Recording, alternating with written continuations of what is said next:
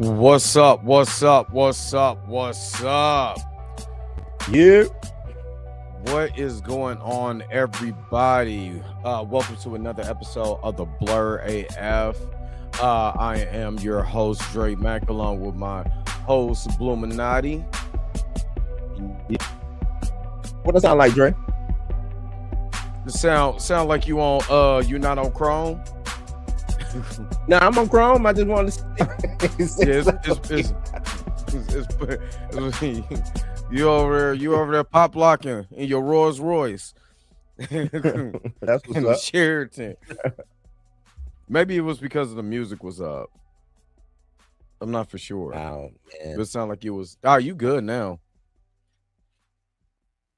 I thought you was on Yahoo or something like I'm what on. was it? What was Ask it? Bing. Jeeves. I thought it was on Bing. Ask Jeeves. Oh man! So what's going on, everybody? Live from the AO chat room. So we got a few things to talk about, man. We gonna talk most definitely about Supergirl because that trailer just came in. I'm gonna ask Bluminati about Black Snape and race swapping. I had an interesting conversation about race swapping with my brother, and I wanted to pose some things on my man Blue and see what he thinks about like the overall thing about race swap, like the overall information or what he thinks. Oh yeah. And then most definitely, Black Snape, and then what else did I put on here? It was something else, and I'll think about that when I get to the thing I wrote out. I forgot what I put, but was it Spider-Man Brand New Day? I don't remember. I forgot. It's another subject we're gonna talk about.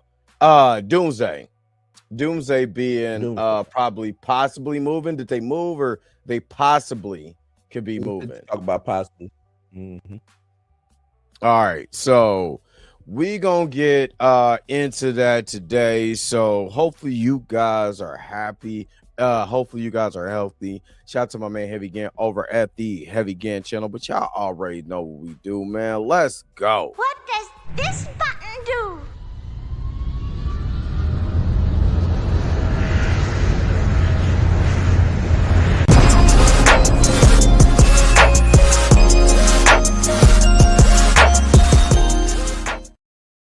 All right, and then our other illustrious co-host Mika G would not be with us today. She will be with us on next week. Hopefully. Actually, I won't be here next week. I just thought about that. Also, I'll be coming back from Florida. No, I'll be here because I'll leave Sunday night. I'm tripping. Right? Huh? That should be the week after next, right? This week after that, but no, I come back Monday. I mean, I'll come back Sunday night. I don't get into Kansas City until Monday, like 12, like a little after midnight. So what I'm talking about, I'll be here next week. Same bat channel, same bat time, same bat channel. And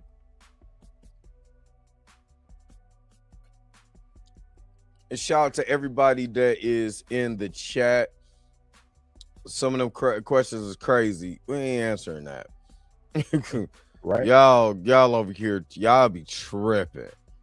Y'all be tripping. Is there a delay? Is there a delay on me? Yeah, you are popping though. Like legitimately, like your mic is popping. Oh, I am popping. Yeah, you popping. Let me swap it out. Let me swap. Let me go. It might be on. Hold on, I'll be back. I'll be right back. That goddamn Chrome wild. But shout out to let me put everything in perspective. Y'all gotta forgive me. I didn't do a show today because look, I think even my do-rag is twisted. It's twisted. I am not lying when I tell you I worked all weekend.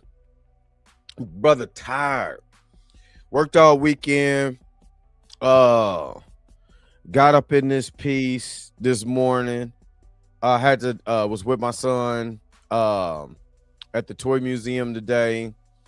So a brother tired. I'm not even gonna lie. I I didn't. wanted to ask you about that, man, because you posted the pictures. I was like, what am I missing in what you posted? Because you was like, man, I was about to go Dr. I was Umar. going to go Dr. Umar. Was Go it a Dr. black Umar. museum or was it a black section? No. It was so it was the Toya Miniature Museum in Kansas City. The first time I've ever been there. I didn't know this place existed. So, they have the downstairs is for the miniatures. And they, you know what I'm saying? They give you kind of the history and how people make these little miniature, sets that look realistic, but they're miniatures, which is awesome. Which was completely awesome. And the upstairs was the toys, the history of toys. And we got to that history. We got to that 1930s Jim Crow era toys. I was like, so it is not no fault of the teacher. What he said, man, what do you think? Why he asked me this? Why my man? Wait, hold on. Again. Shout out to my son's teacher or whatever, but he was dressed like like Bobby Caldwell. What you won't do? We had the hat on and everything. Had the little mustache. Like, all right, he's a younger white guy. But he said, what do you think if they had more stuff here? I said, so I it took everything in me because I started, brother, let me tell you something. There's a whole Jim Crow museum that we could go explore in DC if you want to get in that. I said, you have to understand there was way more propaganda and memorabilia. They're only showing you a portion. It was way more than this, from oil cans to soap, toys, everything. Right. I was like, it was way more than this. So he was like, but I was staring. I wasn't trying to, but I was staring directly into his soul when I said it. He was like, oh, okay. And he walked off. I was like, oh, please don't get me started. You're winding up a toy that you could not be able to let go. You're gonna be like, okay, can we get him up out of here? Because he's doing too much. But yeah, a toy. I didn't think it was gonna escalate to that. Yeah, man. My credit score is 700. Yeah. So what's up, Pam? So yeah, that's where I was at, and I worked last night. So I I came home, I ate, got an hour of sleep, and got up, and I was fighting. Boy, I was fighting. But it's my son. It's my, so gotta be with him. So it was fun. It did date me because I'm not gonna lie. You see that Atari 600 in the museum, you see a Nintendo with the laser zapper. I'm like, man, I'm old now, man. The lasers at the Nintendo. I'm like, the Nintendo, the Game Gear. They had Sunman. When I saw Sunman, I was like, yeah, that's Sunman. What is Dre mad about Sunman being on display? I'm like, it was part of the. It was like 30s, 40s, 50s, 60s, 70s, 80s, 90s. That's where it stopped at the night. Or no, it stopped at the 2000s because you had Beanie Babies.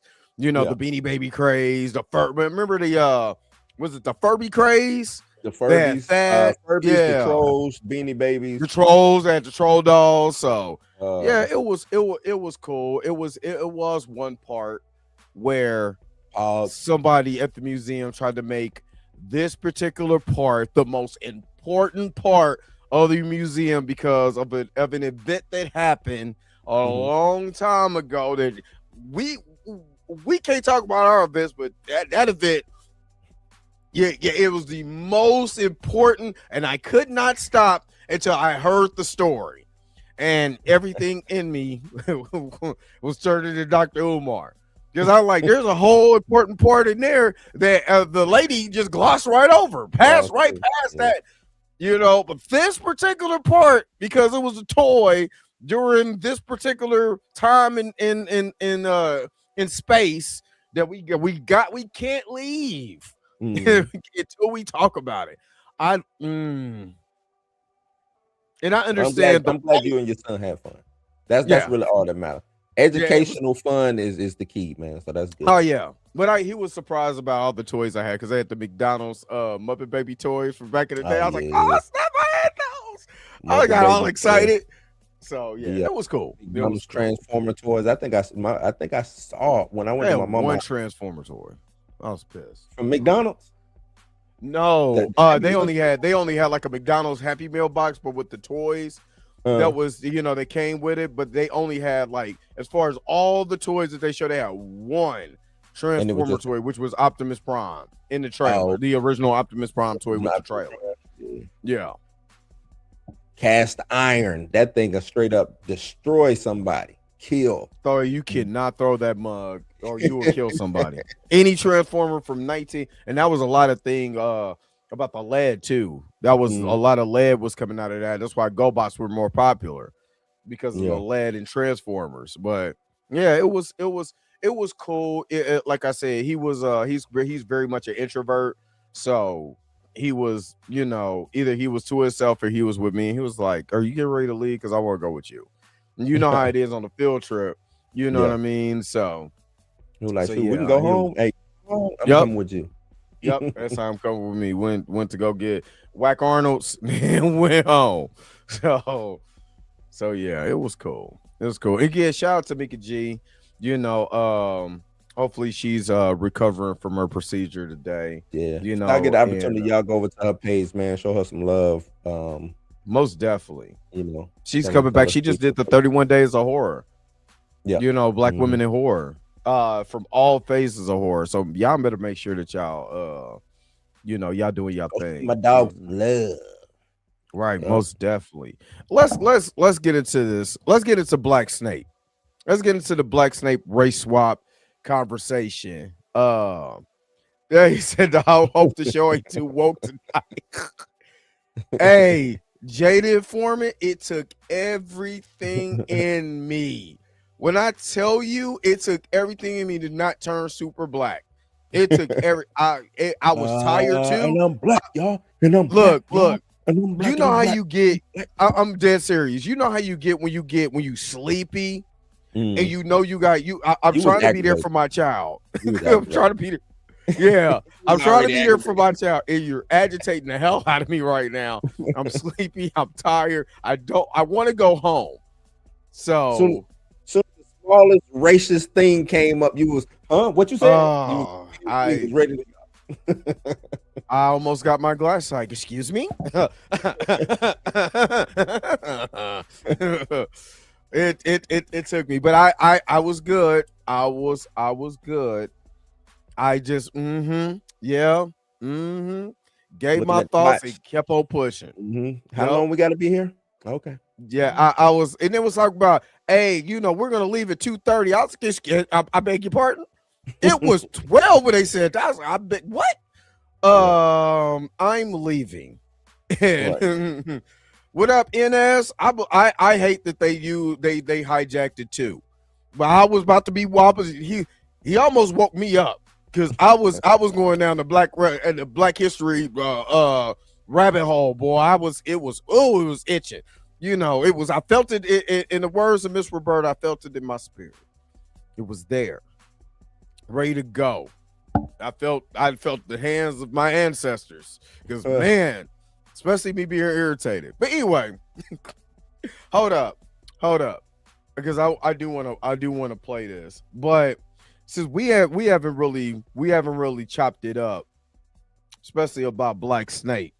Let's get into this. Now I've changed my tune. Okay. Because I've seen how the races have been when it comes to anything black. Let's be honest. Anything that's black, any person. Like I said, Gods of Egypt.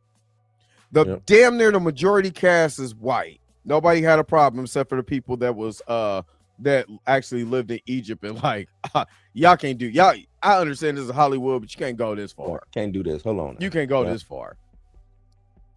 But when it comes to us, and again, I understand my man trying to get a check. I'm not mad at him. I'm honestly not mad at him because dog, it's only so much work you could turn down. people act like, and you know this. You done been around actors.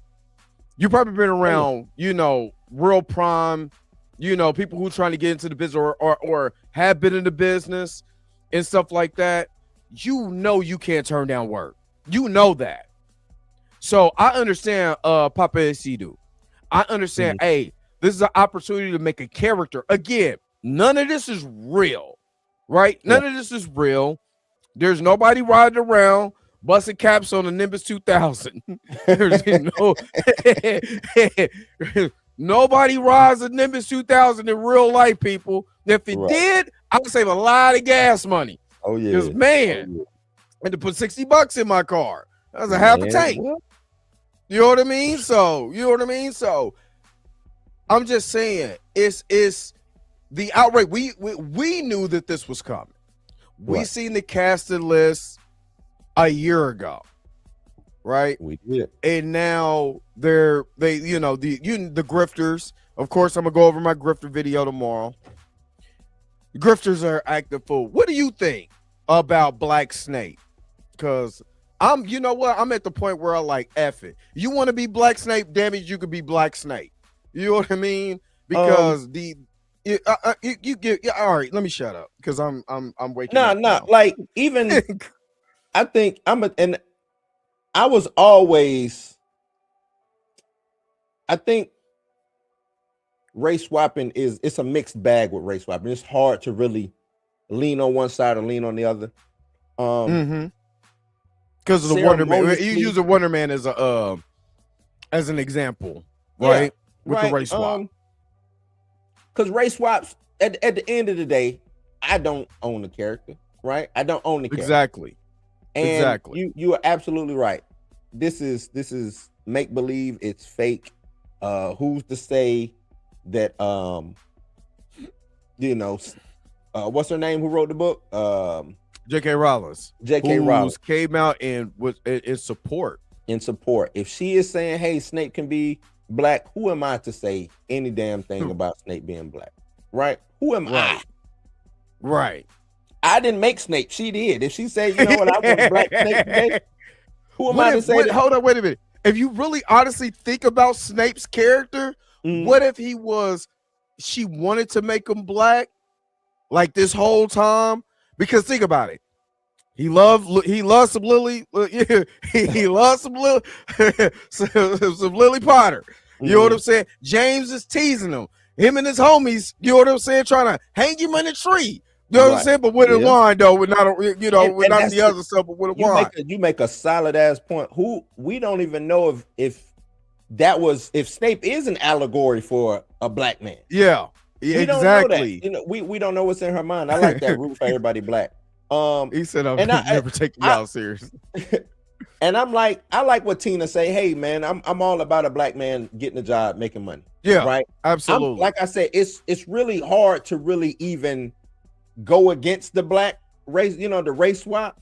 It's really hard to go against because you're like, man, it's a black man getting a job. We don't get a lot of those, right? Right. But that's the hard part. That's the hard part. Like I said, because you got to get a job, you got to work. You got to work, and I think the race swap talk that we have, no matter what side you fall on, is hypocritical. I just want to throw that out, and I'm not saying that. I can see that. Oh, you're a hypocrite. You're a hypocrite. No, it's just the hypocritical talking point because, especially coming from black folks, if you're against the race swap, right? Then it's like, well, damn, you don't want the black man to have a job. You just want to, you know what I'm saying? But then at the same time, it's like, nah, I want the black guy to go get the job. You know what I'm saying? We shouldn't have to get the white scraps or the you know what I mean? Because that's what it be feeling like sometimes. He 3-5 a wizard. You better stop it.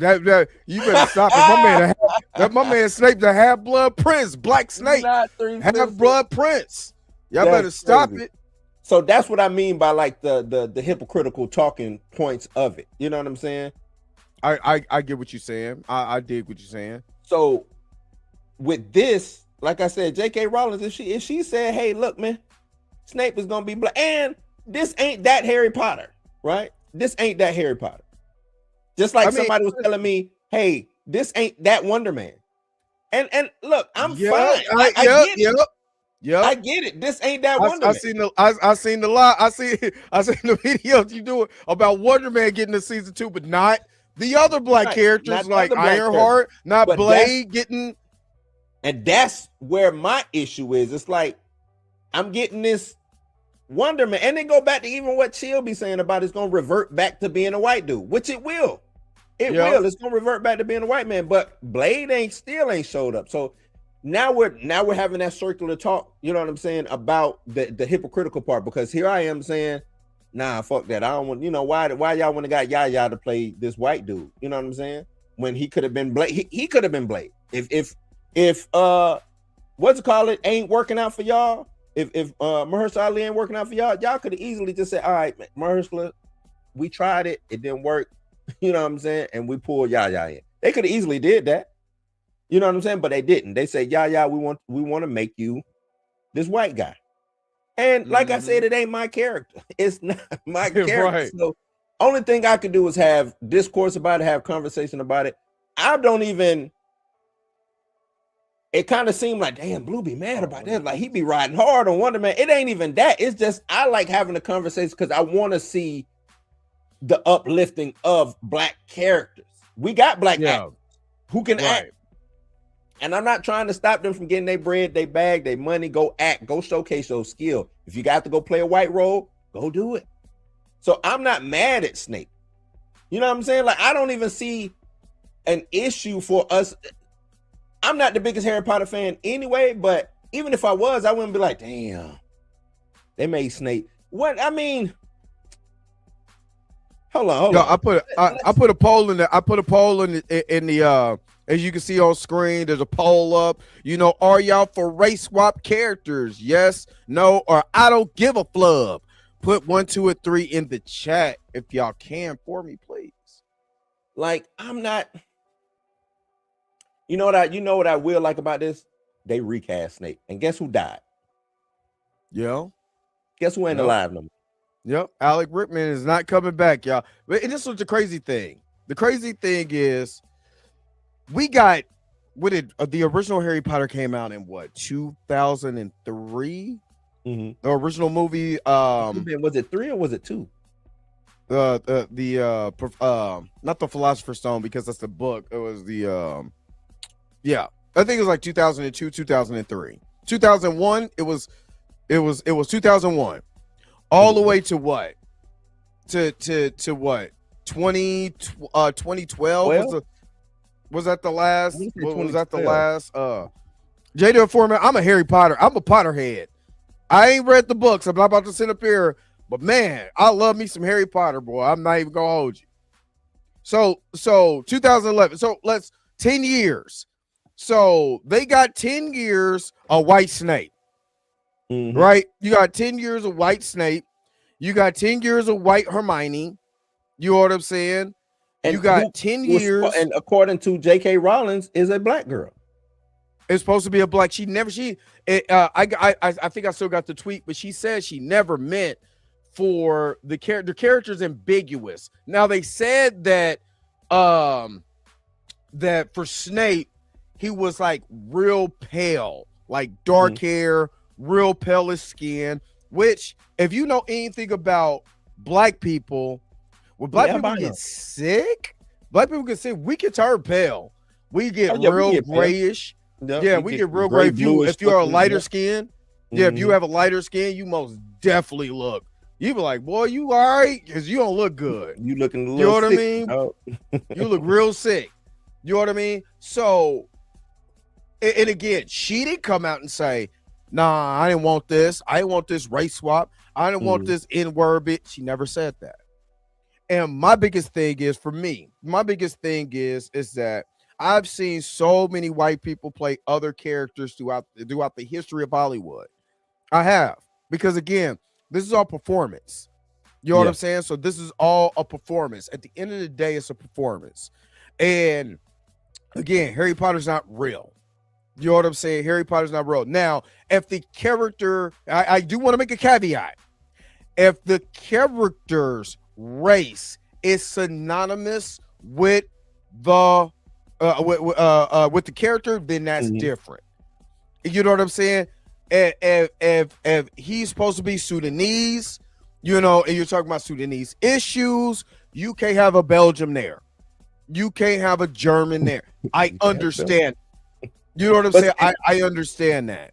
That you know, goes back to, and like I'm gonna keep dogging in on Wonder Man. Wonder Man is a white man. His whole persona is white. His whole persona is daddy white. Being in competition with Stark and having this big business and all of that. But they totally took that character and flushed that original character down the toilet. I mean, they did. I say that they did. So maybe this ain't a little worse. This is a whole new character. This got to be, because think about the we talked about the Ultimate Universe of Wonder Man, being a bodybuilder, being super tan, all of that. Right. He ain't even that. Yeah. He ain't even that as a character. The whole character arc.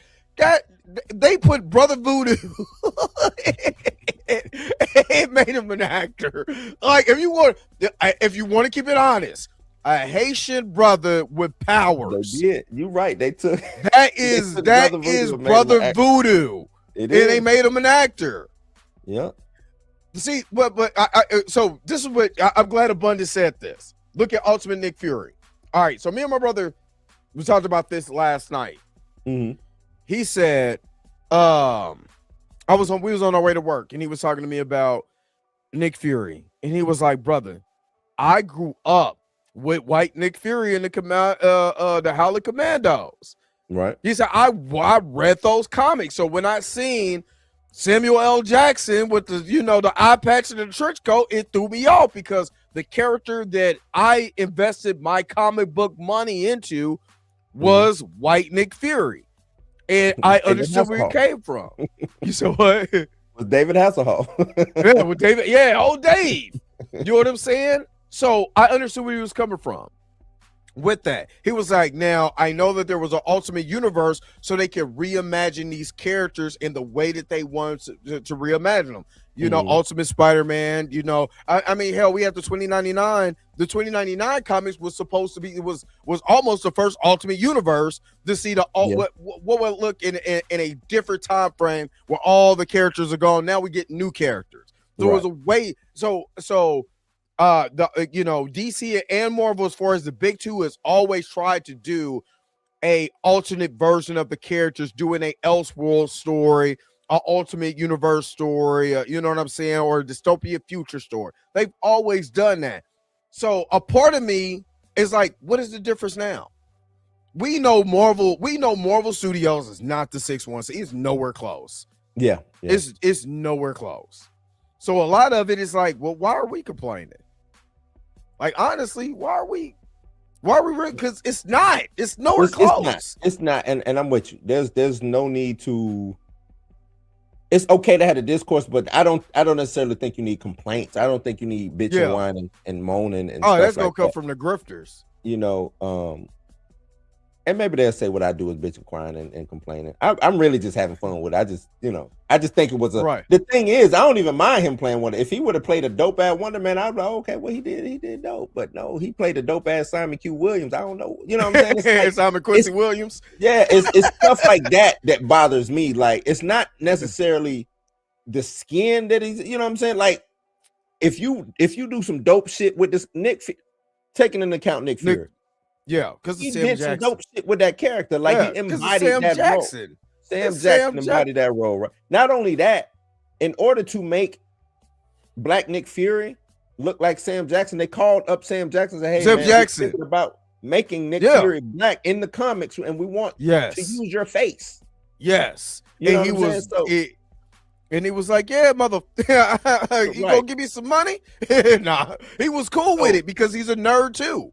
Yeah, he a nerd too. So of course, if they say, hey man, we're thinking of doing Duke from G.I. Joe, we want to use your face. Yeah, man, go ahead and make me Duke or Deathstroke. Yeah. We thinking making Deathstroke black. I'm fine. Yes, go ahead. because I think Destro is black anyway. I think Destro's supposed to Yeah. be black. Oh, he's been black. He had a pimp cane and a pop collar. Come on, Yeah, man. Destro With is his black, chest, with you his know what I'm chest saying? hair sticking out. He was a pimp. And who did he have with him? A white woman named the Baroness. Man, you can't tell me that man wasn't black. Destro black. Man. Destro was based on the black pimp. Because if you really think about it, if this is something that people complain to, because I understand the argument on this side too. I understand the argument where we have to. There are black characters that are not getting shine, and I get that, but I also have to look at patterns of behavior. Right, patterns of behavior. Or Hollywood is not pushing, these other black characters, especially in the superhero, in the fantasy space. There's so many black characters, that's out there. He-Man was Sunman. Yeah. We rather have Eldest Hodge play Man at Arms instead of Sunman sitting right there. And they're probably looking at the actor. That's why I got to give Wonder Man his props. In Wonder Man, in the show, they said, hey, we're looking for the best actor for the job, and you're the best actor for the job. And I do believe at some points you're looking at this guy because it's the talent. You don't give a damn what he plays. You just want him to be a part of that talent. You know what I'm saying? So I could see that. Yeah, I could see that. I'm not mad at that take because, us as black folks, that's kind of sometimes the only thing we can stand on, being the most talented. And even then we get overlooked, you know what I'm saying? So I totally get it. Hey, best man for the job. But if I hate to say it, if I'm a casting director, dog, and I've been seeing the Baroness for the last 40 years be this white woman with black hair, I'm gonna be looking for the best actress for the job to play a white woman with black hair. But that's me though. But yeah, because again, we know that comics, fantasy was the original FUBU. Shout out to my man Rob over here, now pushing some black indie comics.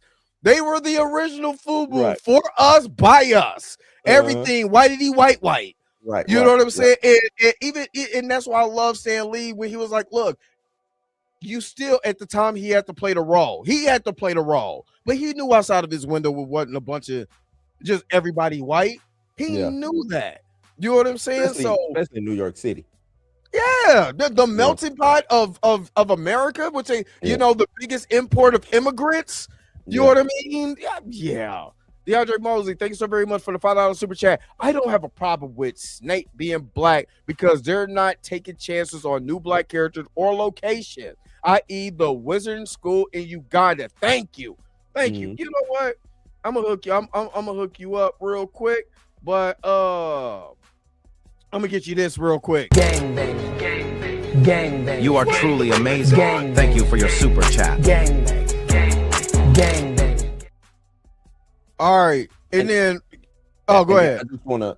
That's a valid point. You know what I'm saying, with them not taking the chance on new black characters or old black characters. You know what I'm saying? I think that's really the issue here. You know what I'm saying? Yep. Because they do have those diversity, man. I don't want to say DEI, but diversity, equity, and inclusion. Yeah. They got those mandates. So this could be a mandate situation where they was like, all right, everybody's white. We got to have a black person in this. You know what I'm saying? Who better to be black than Snape? You know what I'm saying? Also, I want to take it back to comic books and how sales push characters, right? And this is what I mean by I always looked at Spider-Man as a black kid. You know what I'm saying? From Queens. Me and my brother had that conversation because he's from Queens. He's struggling. He's trying to work, pay his rent. Home. And not saying that it's not white folks out there like that, but there was a lot to identify with, you know what I'm saying, some blackness, some black coded things in Peter Parker's life. Trying to make it about the hood, going to school, you know what I'm saying, things of that nature. Getting bullied, trying to join the gang, or you know what I'm saying, like all of these things happen. You know what I'm saying? I wonder how many of these creators couldn't make a black character, so they just made a black coded white character. Yeah, that's what I'm, because if you really think about it, that's how I kind of felt when I read older comics. A lot of it felt black coded. Yeah. You know what I'm saying? A little bit. If you really, that's why I said, when you look at the character of Snape is getting picked on because of the way he looks and stuff like that, which could be ambiguous to anybody. You know what I'm saying? That's not a necessarily black character trait or whatever, but that could be to anybody. He likes the girl. That could be ambiguous to anybody. The girl's boyfriend picks on him, all of that stuff, tease him throughout the whole time because of what he looks like. But here are his physical traits: dark hair. You know what I'm saying? You know, not so attractive or whatever. Mostly like pale-ish type of skin. So if, say for instance, Snake wasn't played by Edu, and he was played by a lighter guy with dark hair, that could be, you can see he could be pale, people will still complain, even though like technically if you look dude, at a light-skinned dude, old dude from him, let's say old dude from him played. Yeah.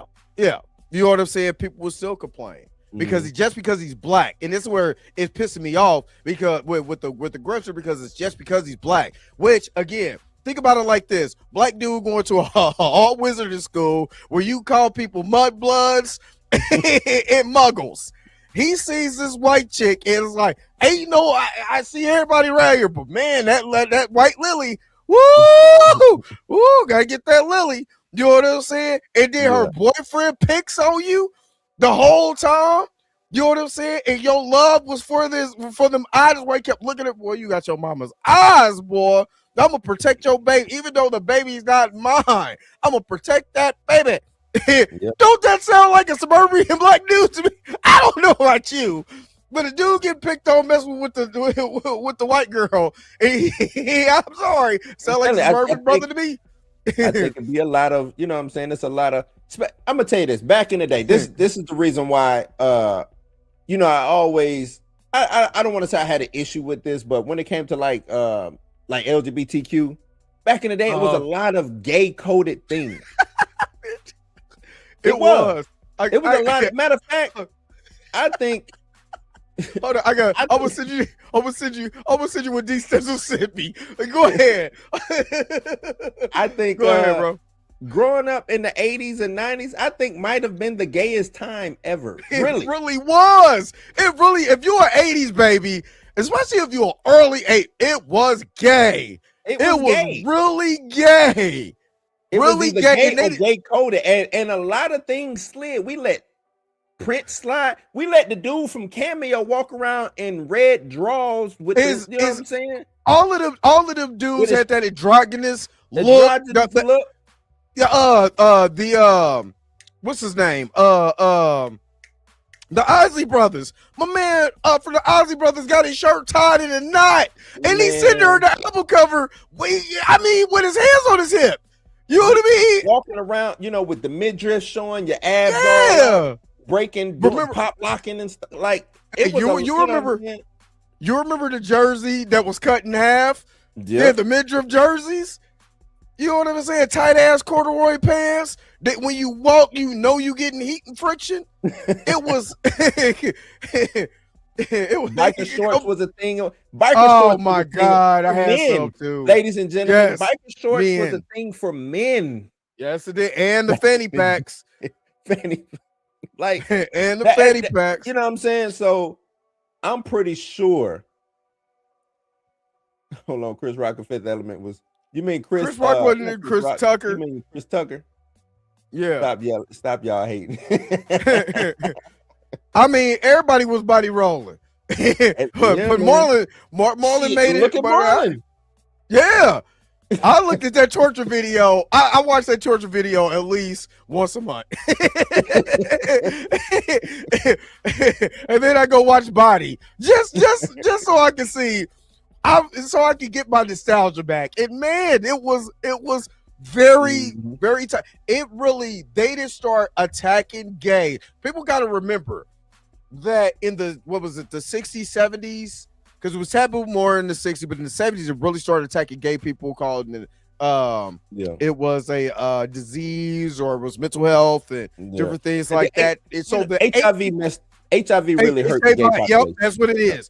HIV was a way for them to really attack the gay community. Watch the movie Philadelphia, you know, other movies. That was a way for them to attack the gay community at that particular time.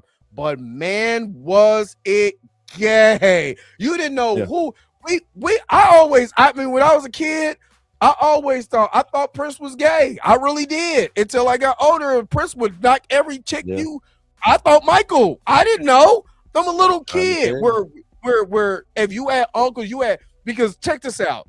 You know this, Blue. Nobody cared. Know, right. But you know this, Blue. You had some of your hard uncles. Some of your super hard uncles or cousins. But you also had that cousin who had a friend. They called him my friend. He was my roommate. And they called him, man. I don't know if I can say it on YouTube, but the sis. Yeah, and you can say he was a sissy. You know, the F word, they called him everything. You know what I mean? They called him everything. But these same dudes had jerry curls too. It was called long jerry curls. The thing is, you didn't and I hate we done moved it to this. We didn't know it. Like, you know, we didn't know. You knew we you had know. special, you know, you suspected, but you didn't know. And they wasn't out, you know, they wasn't trying to parade it out for you. You know, what they did is what they did. If you find out, you find out, whatever. From my POV. Now I don't know how they felt. I you know what I'm saying? This is not to like bash or out. I'm not trying to do that. But me growing up seeing gay people, I saw gay people. Yeah. That's all it was. That was just okay. But then you know what I'm saying? But there you go with the allegory for if you look at comics, especially in the 80s. If you really look at comics in the 80s, it reflected a lot of the times of the 80s. You know what I'm saying? 70s going into 80s. So you did have, especially X-Men. Chris Claremont was really throwing a lot of fire in the gay, the Russian conflicts. You know what I'm saying? You know, especially when AIDS came out. You know what I mean? AIDS was really a big thing than they do now, because now it's so super fictional. And that's another thing too. Like people coming out and say, "Oh, things wasn't woke back then." What are you? Yes, talking it about? was. What yes, you it talking was. About? What because it wasn't woke back then? Everything had something to do with this political thing, whatever was going on overseas. What was crack epidemic, gay people, all of that. I mean, even because to say no to drugs, you got to remember, we're Reagan babies. Yep. So we grew up and say no to drugs. So when you see the episode of Transformers or G.I. Joe, they got the red, they on that red stuff. Oh yeah. They were talking about drugs because that was the big thing there. Or you talk about discrimination. They did a whole little PSA after the cartoon. After the cartoon. I mean, hell, you know, and that's what I'm saying. You look at He-Man. Dude, no, She-Ra. My man is riding a horse with a rainbow flag on there. It was like, come on, She-Ra, I'm ready to fight. Let's go with the power of love. If that ain't... But nobody cared. That's the thing. Nobody cared because it was allegory. We knew it was allegory for what was going on at the time. You know what I'm saying? The Care Bears were allegory of things that was going on at the time. They marked it up as, oh, these are emotions, these are feelings, these are different things like that. But if you really look at it, it was an allegory for what was good. We knew Prince wasn't gay. I mean, we knew y'all got to quit with it. Prince was not gay. The time was not gay. Close. Y'all need to go and do some research on them dudes, man. Morris Day didn't even want to be in the band with Prince. No. Prince kind of made him be in the band, and Prince said, y'all are good, but y'all ain't great. And in order for y'all to be great, I'm gonna turn y'all into these characters. He turned them all into Jerome came later. Yeah. Jerome came to the time later. When he got when Prince got Morris Day, and he made the time. And this is out of Prince's mouth and out of Morris Day's mouth, because I was just watching interview. He didn't want to be that. He wanted to play the drums, and Prince was like, "No, I'm gonna make you the front man." He was like, "Why would I be the front man?" Even though he could sing, he's still. I just wanted because they all went to school together. Man, all I wanted to do was play the drums. That's it. He said I showed up to rehearse. He said one dude called out, so they called him in to play the drums. He came in to play the drum. Prince said, "No, you're gonna be up front." Yup. Up front. Yeah, because they interviewed Jimmy Jam and Terry Lewis. They interviewed Jimmy Jam and Terry Lewis. Jimmy Jam, Terry Lewis, and there was one more guy. I can't remember the other guy. I can't think of the guy's name because I seen that Morris Day whole interview. It was on Vlad. I watched the whole Vlad video too. Because he was talking about how Prince. He said all Prince did the whole time the dude was there, Prince would jam out, and he would go from being like super like funny. He'd make some of the dopest little crack ass jokes, just being funny, and then his whole demeanor changed, and all he did was stare at serious. Yeah, super serious. Super serious. And I was like, that shit sound crazy. He was like, imagine this little short 5'1", Jelly Bean. Yeah, Jelly Bean. Jelly Bean. Yeah. Jelly Bean. Yeah. You had Jimmy Jam, Terry Lewis, Jelly Bean, Morris Day. Who was Jerome it? Was another guy. Jerome came later, but it was another guy that was part of the original time. Yeah. That was a part of the original time, because remember, Prince wrote for them under his alias name. So all those the songs, 7-7 He didn't write the bird though. No, he didn't. We're talking about the original time. Yeah, the original time, because if you listen to it, it all sound like Prince. Because you can hear Prince singing in the background. You can literally, if you listen hard enough, 777 93 11. There's a version of Prince version of that. You know what I'm saying? It's a demo version, and then you hear the whatchamacallit version, but you hear him singing in the background. But anyway, Buck Sauce, thank you so very much for the $4.99 super chat. The 70s and early 80s was a wild time for sure. The gayness was everywhere. We just didn't really know. We knew, but if you had, we knew, but a lot of the people, they didn't care. Because a lot of them was, a lot of them people coming from prison. and I'm gonna tell you this. The bigotry and everything was still there, just like it is today. I don't think that has ever changed. Jamie Starr. Who? Jamie Starr. Jamie Starr. Yeah, that's what I was thinking of. Thank you. I don't think that bigotry is going to change. No matter what, I don't think, you know what I'm saying, that's going to change. And the reason I'm saying that was, to me, like I said, the tolerance on that, it's still, to me, at the same place it was in the 80s and 90s. Like, it's like, whatever you're doing in your bed, cool. Like, I really believe that. And I could be wrong, but I believe that nobody cared what you, and if it was Jimmy and Tom over there and they was doing what they were doing, nobody cared, man. You know what I'm saying? As long as you ain't, Epstein and kids, anything like that, I don't think nobody cares about all that for the most part. Hey, did you see what I sent you in our chat? Let me get these super chats, man. I appreciate it. I got your other super chat. Let's go. Oh, God, You are truly amazing. Thank you for your super chat.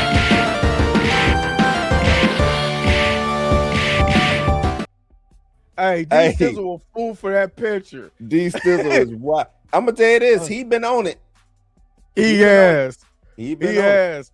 Your boy. Didn't your boy say that he wasn't down? Real quick. Hold on. Let me finish the super chats real quick. They played the "This Is Your Brain on Drugs" commercial religiously. Yes, when you see that egg cracking, that nasty oil that's been sitting around for 3 days, that's when you know he was on crack. Not only that, they will update it like every 3 to 5 years. It'll be a different. Like they had the one with the girl. They had the one with the dad. Well, I think the first one was the dad, right? Yeah. The dad. I learned it, Dad. I learned about watching you. Yeah. Parents that have kids. Have your kids on drugs. That's dumb stuff. Oh, man. And he was the one selling it. That's why if you're an 80s baby, you hate Reagan, because he had all them drug PSAs, had his wife out there. He was the dope man. He was the dope man. Let me get the last It's his last super chat. Super chat body roll. All right. Let me stop that poll. The poll That's was like 75% said they don't care about race swaps. Yeah. And I like that. I like what Tina just said. This is true. White Rock acts dressed like women. Yes, and they women love did. them too. The real gay ones was Boy George, George Michael, and Rob Halford from Judas A. And they love. Yes. They love. You forgetting Freddie Rocket Man. Mercury. Yeah, Freddie Mercury. Freddie Mercury. What's his name? Rocket Man. Oh my God. Sir Elton John. Elton John. Yep. And they were loud, proud, and out, especially in the 80s during all of that. So yeah. But to tie it back into Snape, because we're about to wrap up the Snape conversation. Like I said, it could have been an allegory for anybody. You know what I'm saying? But if J.K. Rowling comes out and says, you know what, I don't care. I love the cast, and he's going to do an amazing job. I heard he's a phenomenal actor. And this is my introduction to Papa Isidu.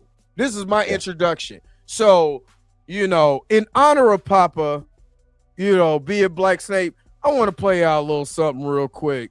You know what I'm saying? Just for Black Snape. I'm Black Snape.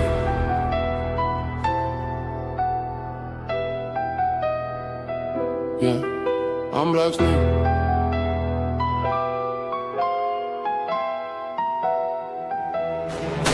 Yeah, black cloak, black skin.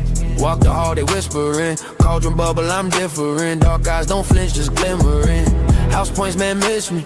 Came from pain, they history. Same blood, they fear, they diss me. But they copy my brew, still sip me. Side eye from the portraits. Cold stone, but my soul scorched. They ain't teach where I'm from. Had to learn from the alleys and the torch. Half prince in the world they hate. Half rage in the narrow gate. Half hood in the castle gate. Hold me, never run from Black Snape. Walking through the dark. One day my hand in a X and my heart. Turn that fear to a spell, then I spark. Yeah. I've been cursed from the start. Black Snape. They talk war in the streets. I see more than they see in the tower. Drive by, man, I glide by stealth. Broomstick, bring stone, cold shower. I ain't glorified shots, that's great. That's moms in black, that's waves. Of boys that ain't make old age. So I ain't my rage at the cage. Walking through the dark. One day my hand in a X and my heart. Turn that fear to a spell, then I spark. Yeah. I've been cursed from the start. Black Snape. Yeah, I don't care what nobody say. That's That go hard. That's dope. Hey, shout out to Andre. I mean, my bad. What's his name? Andre Ware. Shout out to Andre Ware for tagging me in there. I was able to download it. It's AI. Beat is hard. The beat is hard. I was just at first I was like, why my man riding on the Nimbus 2000 with the heat? With the blinking out. But then if you look, he's fighting terrorists. Yeah. I was wrong. I was looking. I was like, why is he blocking with the protecting the neighborhood? He's protecting the neighborhood by shooting everything around there. But see, you see, that's how he got in trouble over there with that Lily Potter. He was over there with that Lily Potter. But that beat fire. That beat's fire. Nice. But anyway, whoever did that, I need y'all to do that for the sea snake from right. Dragon. I need y'all to do for that. So but you know what? Now that I say that, they did have a little stink about the sea snake being they black. Did about because they have a stink about everything when it ain't white, it ain't right. It's white. Not. Like I said, it's to wrap everything up, man. I guess maybe it's hypocritical in the situation. That's the only thing I can say. It really depends on, to me, I guess the end result. You know what I'm saying? Like if somebody takes over a traditional white role and kills it. Who am I to say something? You know what I'm saying? Who am I to say something? I just hope, I would just hope that these companies going forward, that they do say, hey, we do have a Blade, a Luke Cage, a Night Thrasher, all these other black characters out there that we can that could be viable if we actually put something into them. You know what I'm saying? So that's my only hope. But at the end of the day, if J.K. Rowling signed off on it, what am I to say? You know what I'm saying? Right. If I don't even know if the person who created Wonder Man is alive. If he alive and he said, yeah, go get Yaya.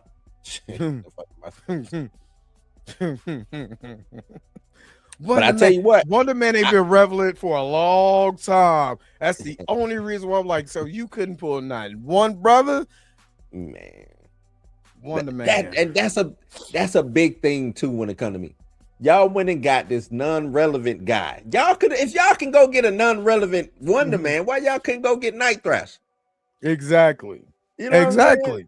I mean, like, you know, I can't wait to give me a Nimbus 3000. You know what I'm saying? With the 2 kickstands on the side, because I got my heat. I got the heat. You know what I'm saying? Just in case they come through the neighborhood, boy. I got the air advantage. I got my wand with me. Oh, that's why, because he's not supposed to use his magic, you know, while he's in the Muggle world. Can't use his, you know, so he had to go get the heat. You know what I'm saying? That's what it is. What? Nah. Hey, if he walking around with the heat on him in this show, though, when he out amongst the Muggles, hey, I know what, flashing that thing to get him. You know what I'm saying? Boy, the black community will tear this show to pieces. It was like, not only did you make a black, it was crazy. Everything. This is what I want to say. And this is the honest to God truth. Everybody gets. We done seen white people play other characters for years. Yeah, they could be action heroes. They can have guns. They could be John Wick or whatever. People looking at that, see a snake with a gun feels a certain way because we have been taught and trained. Even being a registered gun owner here, that we're violent, that we're, you know what I'm saying, that is something that's hood. They can have their way. That's why I'm big. I'm really conservative as far as like the right to bear arms, the right for free speech, all that. I'm conservative on that because if they can have it, I can have it. You see what I mean? And I got my heat upstairs. You know what I mean? So I'm just saying. So when we look at stuff like that, everything is bad. We look at Black Saber like, we should do this, we should do that. No, I'm honestly, dog, no. I want him to play it. I want him to kill it. Because if I can see these people being whoever they want to be and their imagination is vast, I want I want that same energy. That's it. Yeah. I want that same opportunity. And yes, would I like other black characters? Because I'm on Tina's now. I'm kind of leaning toward Tina's side. Do I want other black characters to get their shine? Yeah, the hell I do. But in the meantime, swap. Yeah, especially if they kill it. You know what happens? Snake, what's gonna happen? I'm trying to tell you this. That brother gonna kill it, and you damn near gonna be like, well, Alec Rittman, but man, the way he doing this, and we can have that conversation. As long as we can still have that conversation with T'Challa, I mean, we good. The bad thing, right? The bad thing is, if let's say this does fail, I doubt it. I doubt it too. I'm just saying, he'll get blamed for it. He'll take a lot of the heat. He won't get, you know what I'm saying? Yeah. His career, I ain't gonna say his career be over, but it won't elevate. Everybody else will fill up. You know what I'm saying? Yeah, he'll fell back. Next time they do a Harry Potter, it'll be a white Snape. You know what I'm saying? But he'll be regulated into doing some other, you know what I'm saying, just to make ends meet. And that's the stuff that I don't like when it comes to things, because that's the same way I look at. And we had that discussion about with Jonathan Captain America. Yep, they did the same thing with Jonathan too. Yep, Jonathan Majors. You know what I'm saying? You put him in these spotlighted roles because it's a traditional white role. You put him in there, something goes awry. You blame him. You know what I'm saying? He can't get a job. Like Anthony Mackie, after this, I don't see him. This gonna have to work. It's gonna have to work. It's gonna have to work. All of his projects he's done outside of the MCU has not been good. They haven't. Well, I take that back. What's the video game? Black Mirror, but I'm talking about his movie role. The driving game. Twisted Metal. Twisted But I'm Metal. talking about movies. Yeah. Oh, Talking about movies. the movie. Yeah. Yeah. I did want him to be. I ain't gonna lie. If Sirius Black would have been black, I would have. Oh man, I knew who I'm cosplaying. See, that's me. If I'm doing black characters, 'cause that's one thing that I did like about the House of Dragon. They didn't just make one black, Targaryen. They said, "Nah, we make the whole family, The whole line is black." What you do? Black Snape. You know what I'm saying? Sirius Black. You just start finding people who can I turn black? I wonder who can I race? He said, "Who can I turn? Who can I turn black? Not Mexican. Black. Like if we turn the folks black, let's go in. Let's not Mexican. Not no other black. It's only us." Yeah. They thought Hermione was black, and she ended up being Portuguese. She's like, I think, or white. No. Is she Portuguese or is she South American? One of the two. You know what I'm saying? So yeah, Sirius Black. I would love, man. Sign me up for Sirius Black. That'd be so. I'm with Black Snape. I don't care what nobody say. I say I'm with Black Sirius Snape. Black and Black Snape on the prowl. Yep. And they used to have a little beef back in the day. Oh yeah. Yeah. But yeah, even the girl who's playing Hermione is literally more. Now we can talk about Black Snape all day, but the girl who's playing Hermione literally sounds like what when J.K. Rowling, and I think I still got it or whatever J.K. Rowling said about Hermione and what she should look like sounds more like the girl that they picked for her than anything else. Okay, December 21st, 2015. Canon, brown eyes, frizzy hair, and very clever. White skin was never specified.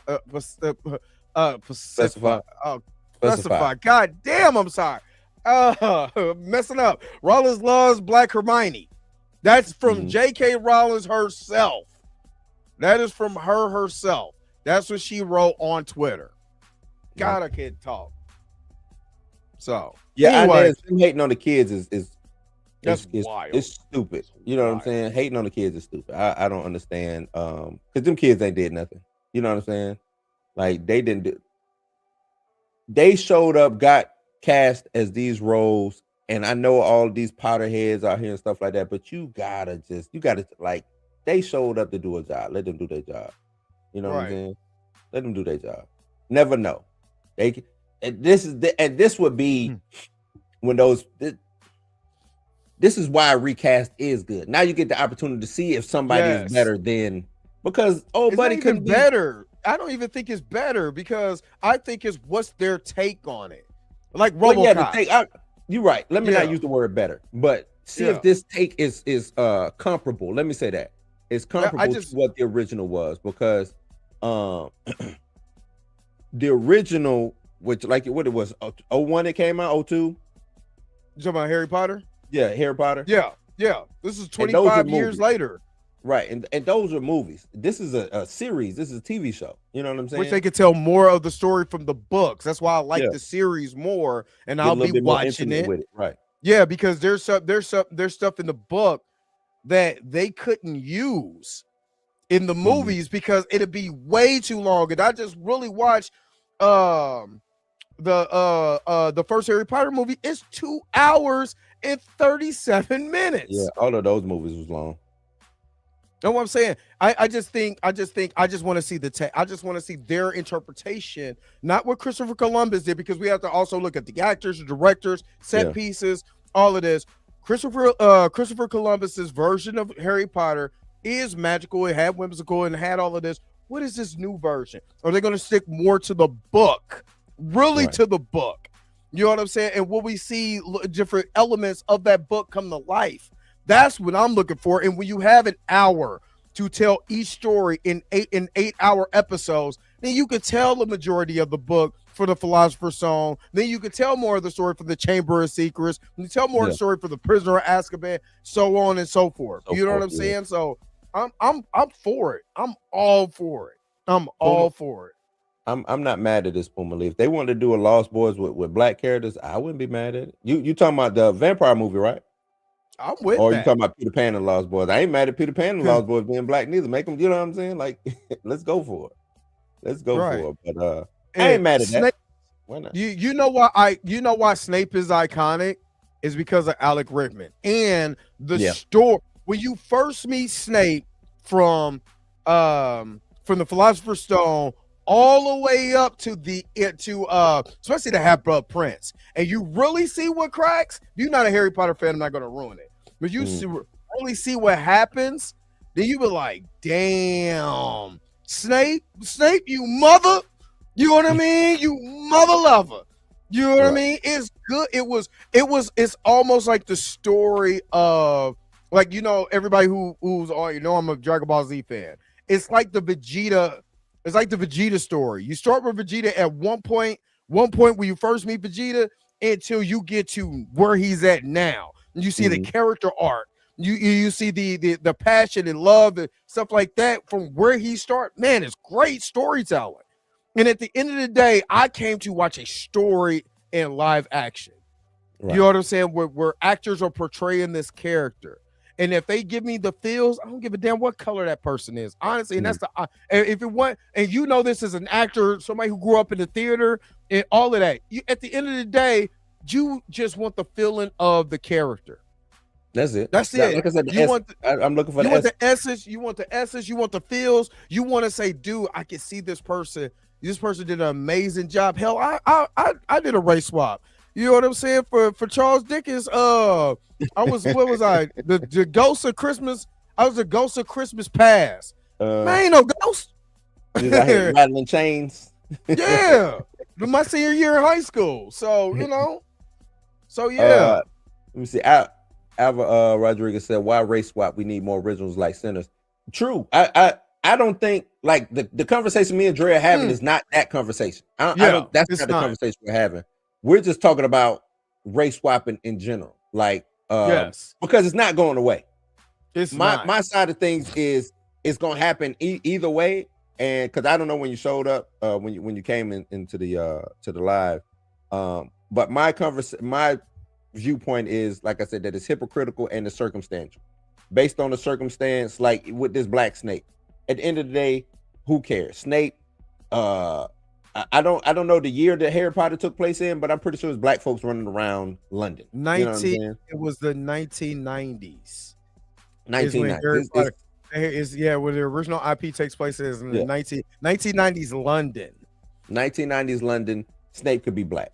They never, his being, his essence does not contribute to black or white. It's the essence of you know what I'm saying. If the essence of the character is there because his background is not was he even being I guess we would have to do a lineage check on him. The Half-Blood Prince, like what's the other half? No. He's a full. He was I forgot who. Don't give me the lion.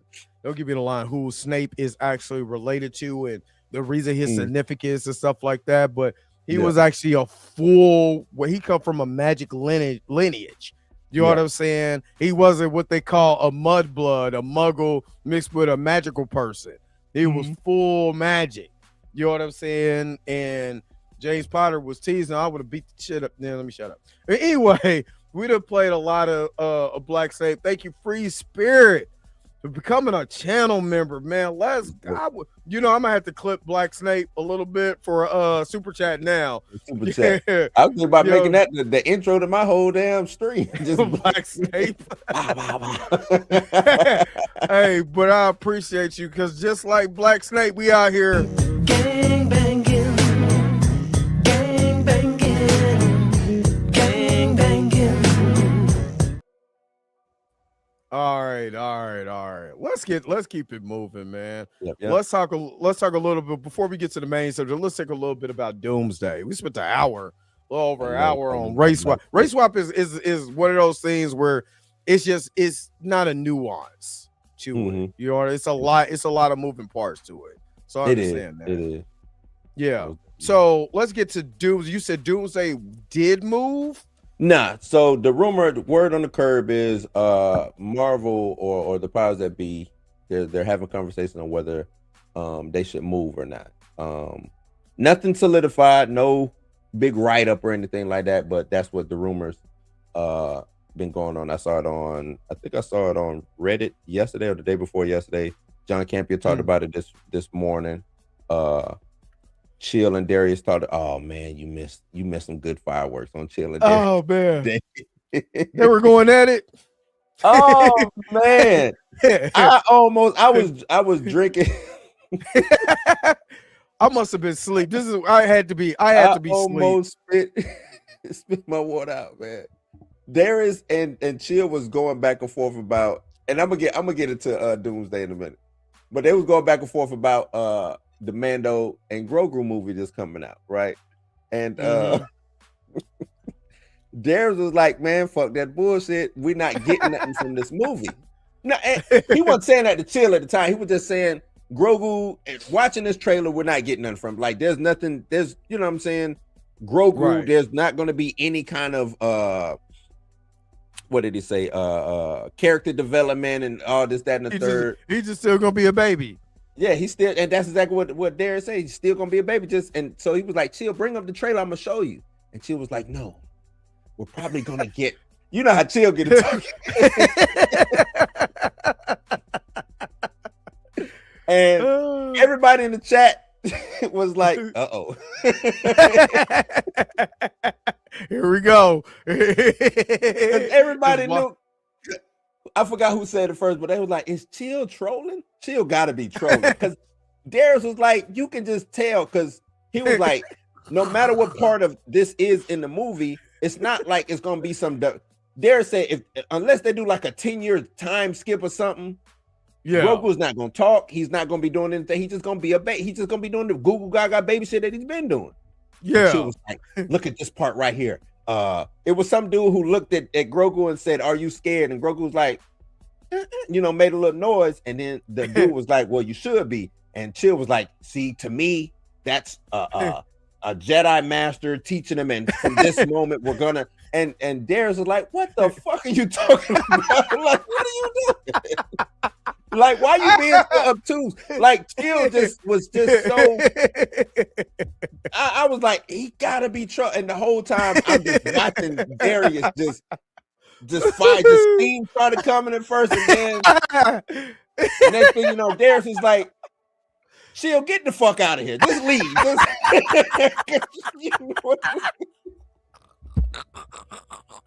Oh my god, I bet I missed that. I bet I missed that. That shit had me rolling. Everybody in the chat started dying laughing. Oh my god. That shit had me rolling, man. Man, I love Darius, bro. Man. I love Darius. I love Chill. And when they go at it, it's some of the funniest stuff I've ever seen in my life. It is fun. To my literally tears. Oh my! You know what I'm talking about, man? Why you acting like that? No, it's gonna be some character. We don't know, because it's gonna be some character development. Could be right here. And he was like, "Ain't no way by the third act he gonna go from being Goo Goo Gaga to," because Chill was like, he could end up flying the plane. We don't. Like, it was Darius. Darius, I put this on everything I love. Darius is at his greatest when he's pissed. He is. Darius is at his greatest when he's pissed. Oh my man. God. That was crazy. Lawrence was in there. Lawrence wasn't there. Yeah, man. I was laughing, boy. I was laughing. Man. That boy, that Oklahoma come out of him. Oh my God, boy. That is fun. I wonder, is he a boomer or is he a cowboy? Is he like Oklahoma State or Oklahoma? I gotta ask him that. Is he a boomer? Is he a Sooner or is he a cowboy? But yeah, Darius and Chill is because them man. I thought me and Chill be having shit, but no, him and Darius. I forgot it was one. Him and Darius was going at it, and he clipped it. Dude, I was dying the whole. I'm talking about literal tears. I could not stop laughing because he was just like, "What are you talking about, Chill?" And Chill was like, "Huh? What?" That face he makes. Huh? huh? What? You know what? Oh, I'm not man. even gonna talk. You know what? Well, if I'm you not let gonna me talk get about my it. point, if you Let- let me get my point, okay. You know what? I'm not even gonna talk. That Chill, boy. Chill is a funny guy, man. Chill, my dude, man. Was Funny guy. was that Patreon? Was Josh on Patreon? Was that the one where Josh was on Patreon? No, this Or was was today. this recent? That was This was today? today. Oh yeah, I was asleep. That I was was asleep. today. I was No, that asleep. was I was not. today. I forgot my son was upstairs. My son's 11, so hey, like I forgot he was here. So, are you still here? Well, your mom did come get you. I dropped Yeah, you. that was today. That's He how gotta the be. knockout You right, Perk. was. He gotta be doing this on purpose. Because even when me and Chill be having, I'd be like, Chill, you gotta be doing this. Like, you not that. I just don't believe you to be that. You know what I'm saying? But man, salute to Chill. Salute to Chill. What Yes, was we just talking about? I don't forgot. forgot. Doomsday. Yeah. The conversation of them leaving, because everybody, you know, I even been saying as soon as I found out about the dates, you know, I was like, shit, Doom got that date, and then Doomsday, y'all have been jumping dates just trying to find the right date, and y'all fell on the date that Doom is under, you know, and I Yeah. think both will be fine, you know what I'm saying? But I don't. my discourse is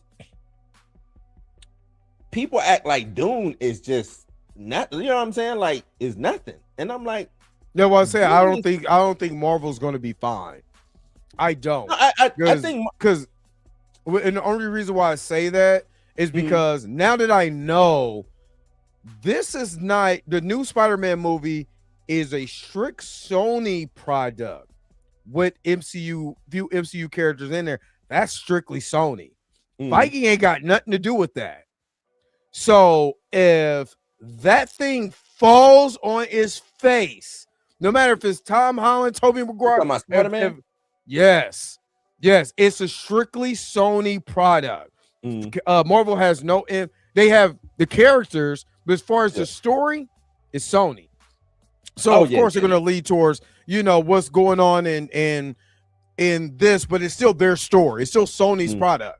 I get If Spider-Man ends up being Spider-Man 3 or Amazing Spider-Man 2, and this is a real possibility because we can't act like it's not. And then that's the movie leading up to Doomsday. Yeah. And then who would you rather see? You just seen Spider-Man fall flat on this, which I don't think so, unless they do the Jean Grey shit. And I'm sorry, I'm not on board with that. I think that's nasty work. You know, but whatever. That seems to be happening. So yeah, so whatever. But see, Drake, you going down the path that I'm saying. I don't think Spider-Man's gonna do bad. I think Spider-Man's gonna do what Spider-Man does. Yeah, but I only really I believe that, and another part of me is like the other part of me is saying we've seen this before from Spider-Man 2 to Spider-Man 3. You got all these characters in the story. As long as you tell a cohesive story, again, that was Sam Raimi's verse. That was I forgot who did the was it Mark Webb? Not Mark Webb.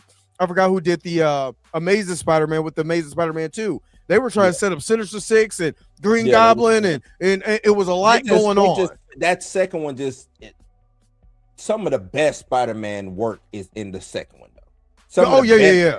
Spider-Man. Are you talking about Spider-Man? Are you talking about Spider-Man? That is Spider-Man. You talking about Amazing Spider-Man 2? Amazing Spider-Man 2. Yes. Yeah. Some of the best Spider-Man. Yes. Yeah. Some of the worst, the worst villains in there. The story and everything just didn't really pan out like the characters. It was too much going on. But as far as Spider-Man, yes. That was the best. That's my best Spider-Man ever. I would die on that hill. Die on that hill. But what I'm saying is there's a real possibility. There's a real honest possibility with all the characters they're trying to shove in this movie. If they don't do it right, it ends up being Amazing Spider-Man 2 or Spider-Man 3. It could fall on his face. We can't act like it's just a walking belly. I can't do that. You know what I'm saying? It has to be it has to be a good. Now, I will say this.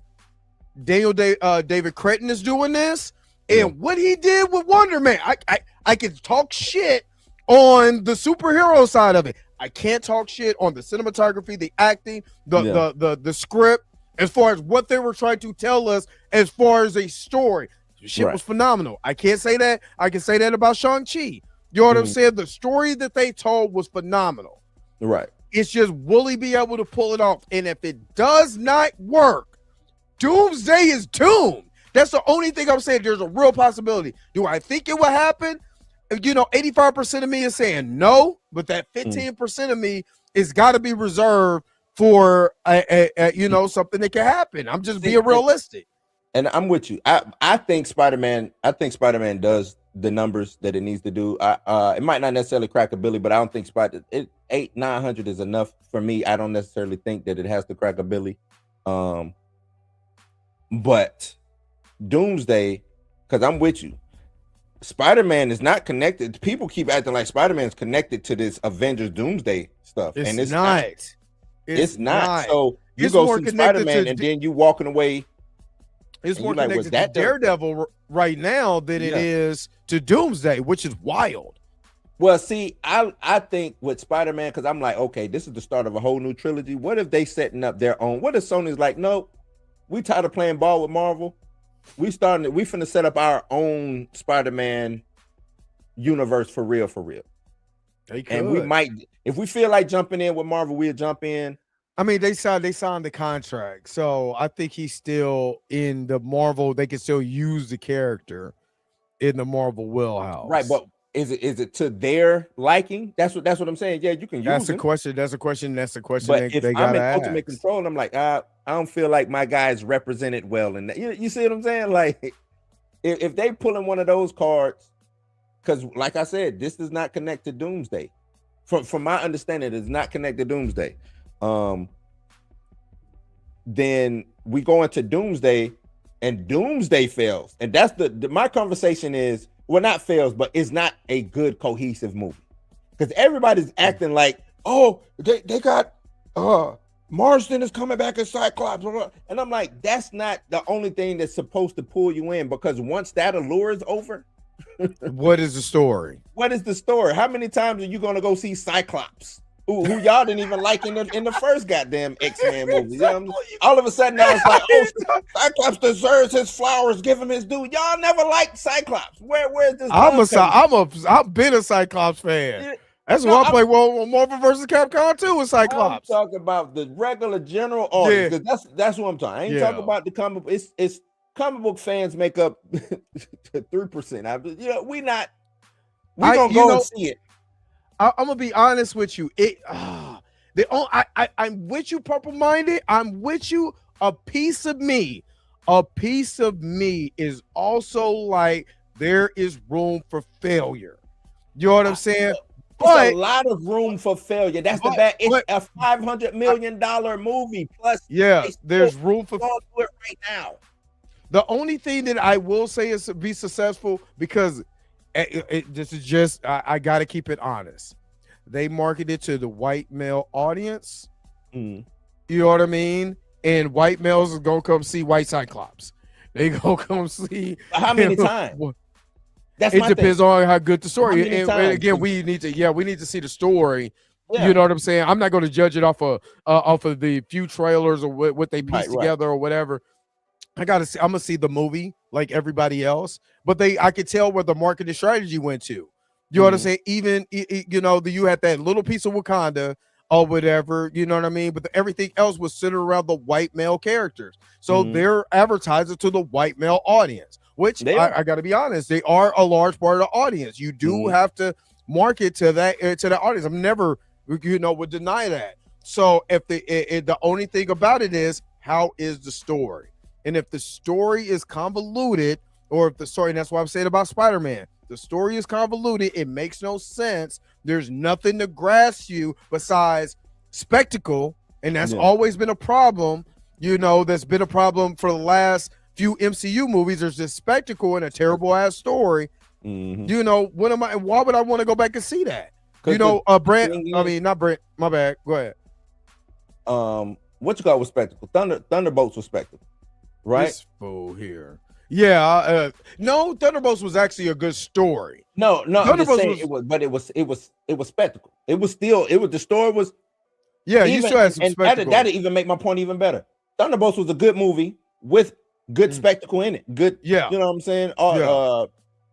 Big set pieces, things of that nature, and it still did 300 or something like that, 350.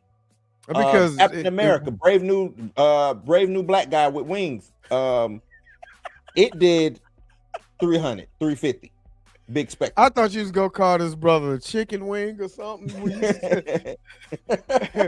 I thought you was really gonna go there, boy. Come I on, chicken almost wing. braced myself. But I'm done, bro. I'm done. That's messed up. Anthony Mackie gonna get you. he gonna get me. Up. But my argument, or not, it's not really an argument. The way I'm looking at the Doomsday confrontation is Doom made 700 million the last time it was out. And Yeah. it seems like it, you know what I'm saying? It's a power player.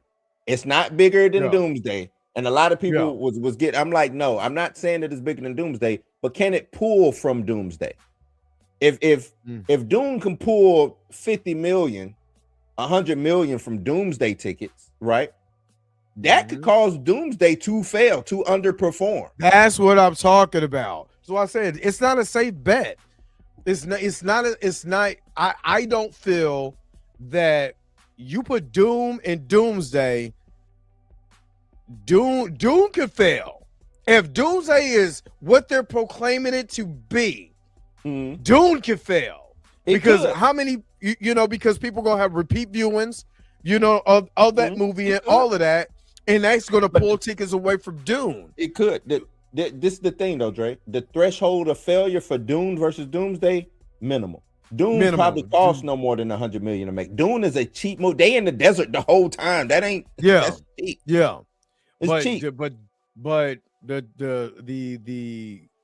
Doomsday budget, I don't get into the market. I'm talking about the actual production budget. Yeah.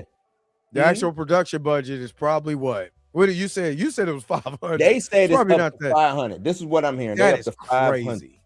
Because So you have no choice but to make $1 billion. You got to. Like you got to. You shooting for $1.5 billion, really, if you think about it. Man, that's what they shooting for. Man, Torian, thanks so very much for the $5 super chat. Dre is in line because when they saw Cyclops in the teaser, I saw so many of the usual suspects says white males are back more than a few times, and that's what they. And I don't believe white males never left because we're talking about the grifters. Yeah. And the grifters is the ones that's gonna, if it's white led and it feels white, they're gonna be. That's the. And let's just be honest. These guys that are grifting, these white guys, the geeks and gamers, the neurotics, the critical drinkers, they're not having 1 billion views for no apparent reason whatsoever. People want to come to see that train wreck that they're talking about. But there are people that's in those chats. They're saying, yeah, I want to see my white characters. Right. I want to see white men on screen. So it could jump up the numbers. You know what I'm saying? I'm just saying the people who feel that way, they're going to come back because what is the thing about the Snyderverse? They're always talking about bring back the Snyderverse, but they never go to the Snyder movies that he's producing and blow them up to show we want this guy. So we'll see how this works. You know what I'm saying? But let me and like I said, I'm not I don't think Doomsday is going to. Let me take this. I don't think Doomsday is going to fail. I think Doomsday will do just fine. But he's going. They going up against these Zendaya, Timothy Chalamet. Like they bring in what's his name? The Lobo, Aquaman. What's his name? Jason Momoa. Like they got some guys for the cheap over there because I don't think Zendaya. Yeah, Dave Bautista was in it. Dave Bautista. He was in the last one. I don't think he's gonna be in this one. I didn't. He did survive. He should be in this one. So, but they got some people, heavy hitters, but they're not paying them a lot of money. You know what I'm saying? And that's what I keep going to the budget. yes, people will leave the theaters or the discourse on live or on social media could be that the better film was Doomsday, right? But what's going to determine the winner between them two is going to be them box office tickets. And even if Doom only makes 700, but then Doomsday only makes 700, who is the real winner? Exactly. Let me go ahead and hook up this super chat. What do I got? All right, let me throw this. Let me throw this in here. Now you're looking at the world's richest man, and I'm black. All right. So final thoughts on this one. Yeah, I didn't address who should the move. I think if because I seen people, Dune should move. I'm like, Dune ain't moving. They've been there since day one. They not moving. And Warner Brothers is looking at Marvel. Warner Brothers is looking at Disney's like, bitch. Did you see what I just did last year? Did you? I got the world record for most Oscars. Yeah. You know what I'm saying? Like, did you see what I did last? You think I'm about to move? You think I'm gonna move? I saw what you did last year, Marvel. I saw what you did. You ain't do shit. You know what I mean? Like that's very true. You ain't do nothing. I'm out here even with my DC product, I still beat you on my DC product. So I'm not moving. So if anybody should move, and plus I think push come to shove, I think Marvel probably would move because they are still filming more and adding more to this. Now we still a long way away, but I can ultimately see them moving. Shit, I can see them moving up. Shit, we're a little less than 9 months away now. Yeah. So we'll see how this thing goes. Me personally, I think they should both just go at it. Don't neither one moves and let the best man wins. You know, like I said, it's gonna you make your money on repeat viewing. Right. So if I believe in the Russos view more than others, and if they just make a good movie with repeat viewing, that's all that really matters at the end of the day. At the end, that's all that matters. If you can going to see it again and again after again, if you feel like, and a lot of people is not taking account the economy that's happening right now. Gas is $100 million a fucking barrel, or you know what I'm saying? So if people don't want to hop in their car to go to the theater, they're not gonna do it. So we'll see. Fandom will win. I'm with you, Torin. Fandom wins. I mean, Michael Jackson about to make $1 billion, and it wouldn't surprise me if he has the biggest opening weekend of all time.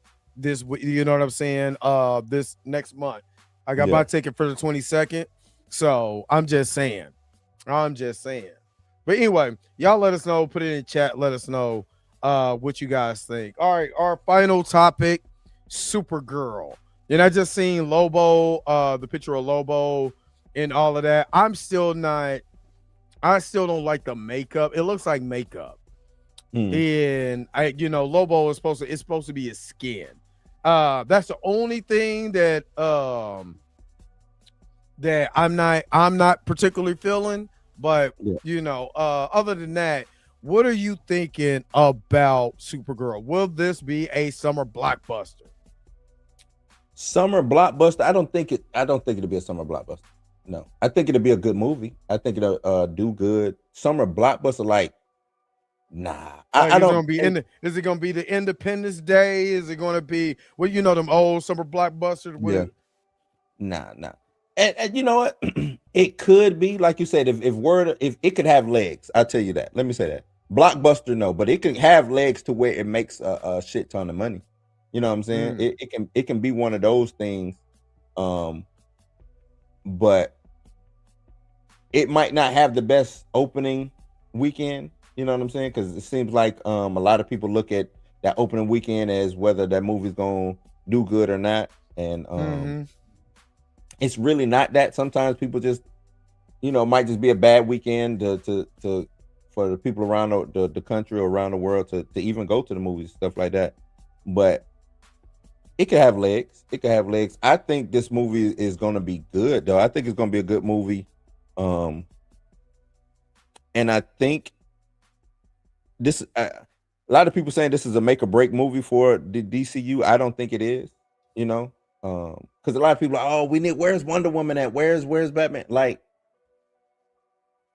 imagine them saying that about fighting them back in the day. Right. You know what I'm saying? Like, imagine them saying, where's Wasp at? Where's Ant-Man? Right. Where's, you know what I'm saying? Because those were the original Avengers is not what we got. You know what I'm Right. saying? We didn't get the original Avengers. We got some of the original Avengers, but then they want to sneak in Hawkeye and Black Widow and throw them in there. You know what I'm saying? So I'd be trying to tell people, just keep the same energy that you had for Marvel back when they was doing what they doing. Just have that energy over here. And I know you can, you know what I'm saying, we can be a little biased because and we have that revisionist history about ourselves and we forget where we come from. You know what I'm saying? But forget the origins. Keep the same energy. It's okay if I don't know why people want Gunn to fail so much. That's my thing. Like, I'm trying to let's ask Tina. Let's ask Tina. Yeah, let's ask and Tina. Not many invented guys from Tina either. Yeah, I know you're talking about. Like, I'm trying to get good stories out of Superman, Supergirl, Green Lantern, and all. You know, I'm trying to get good stories. I told y'all the reason why we ain't getting Batman. I told y'all that. Y'all did not believe me. I told y'all that they was having internal conflicts about Batman. Yeah, with Matt Reeves and James Gunn. James Gunn and the powers that be. They want they want that Batman that made $700-something million to come out with part 2. Why would they not want that? Yeah, of course. And James Gunn is like, I don't care about that movie that made 700. Y'all hired me to do this. Yeah, which is very true. So, you know, and people put everything on Gunn like Peter Safran ain't. That's what I'm saying. That's why I keep telling Tina. I'm like, James runs the creative side of DC, putting the stories to try to put this whole universe together. Peter Safran is the man. Yeah, that's the man who going to get the money together. That's the hell. They probably talked to him before they talked to James Gunn. Yeah, they always leave Safran out. So I mean, they'd be like, dude, like so you're telling me you don't know Peter Safran actually runs the business side of it.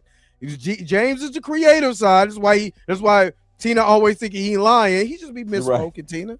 He don't be lying. He had an idea. He had to. Oh, I can't say that now. So it looked like he lied. They called him to the table. Hey, look, man. They don't say that. You know we ain't doing that. And you absolutely right. I think that's what I think James gonna get excited. He tell us some shit, and then they be like, James, Jimmy, shut up. Come talk to me, bro. You know we can't do that, right? You know what I'm saying? But this is the thing about that. The last Wonder Woman movie I seen was trash can juice. So yes, go ahead, give me Supergirl. Give me Supergirl. And I think in the new trailer, which I haven't seen I haven't seen a new. It dropped tomorrow. Because that was the little teaser. The real trailer. There was a teaser. Yeah, because I seen Superman, FaceTime, and Supergirl intergalactically. Like, when you coming back? You know what I mean? So. But again, you know, I'd rather see Supergirl. Supergirl hasn't been on the big screen since 1987. I want to say 87, 88. Yeah, something like that. And that was trash can juice. That was horrible. That was really bad. And so Wonder Woman, you know what I'm saying? Wonder Woman, as far as the last version we see in 1984 was horrible. We're already in a new universe. Let's go. And we seen her in Justice League and stuff like that. But I still say let James cook and build this universe up so you can have competition. You know what I'm saying? Let them cook. Let's say that. Let them cook. Let them cook. Safran and James Gunn. Yeah, let them do the thing. Peter Safran has given y'all some of the best films. Y'all don't even, you know what I'm saying? He gave y'all the Conjuring universe. That's his universe. Yeah. He gave us that. Oh, and them movies don't do nothing. That. Yes, that's Peter Safran. I forgot that. Those movies still showing now. Yes, that's what I'm saying. Y'all are worried. They are worried about the wrong guy. They worry about James Gunn. James Gunn is he is exactly what he is, the gun. And if you go wherever Peter Safran pointed him at is what happened. Yeah. That's what I believe. Yeah. You know what I'm saying? I think they worrying about the wrong thing. It's Safran. Forgot Saffron is the he's horror guy. Safran could damn near run Warner Brothers, probably. I think that's how much producing and how much. I think he technically, I think he's the one that's running DC Studios. Yeah. I think it's him. I don't think everybody keeps putting it on James. I think Clayface. I think that's Saffron. I don't think because since they were asking like, you know, who asked for these movies? Nobody asked for a movie. I've been asking for Knight Rider for 30 years. Do I got a Knight Rider? Shout it up. Yeah. And I'm guilty of saying that too. Who wanted these movies? I say it all the time, but I ask for the creatives. Yeah, that it's those people. They know what. I'm not in those meeting rooms looking at that sheet of how much money we can spend and what's gonna make money and what's not. Everybody, Wonder Woman to make money. How do we know 1984 did not make money? It was bad. It's trash. But look at it like this. You have these products like Clayface. Mm-hmm.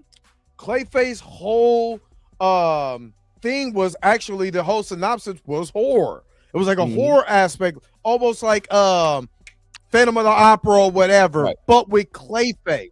They already technically introduced Batman into the DC universe through Creature Commandos. You see a silhouette, but you see there is a Batman in this universe. We know that Clayface was a big part of Creature Commandos. So if they're using this Clayface telling the horror story, they may lean into what they already set up in Creature Commandos, what they got, it will work. But people are asking because you gotta have products and projects that hasn't really been done before.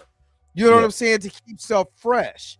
You know what I mean? Yes. Do I want a Mr. Terrific movie or a TV show? Yes. But if they was like, okay, let's do this Clayface because Peter Safran is the guy for horror, we're going to do a horror-fied aspect of Clayface, but it's going to tie into what the end of Creature Commandos was, because Clayface is big in Creature Commandos. Then are we really complaining because Creature Commandos was good? Am I complaining? No. Supergirl, you're introducing Lobo.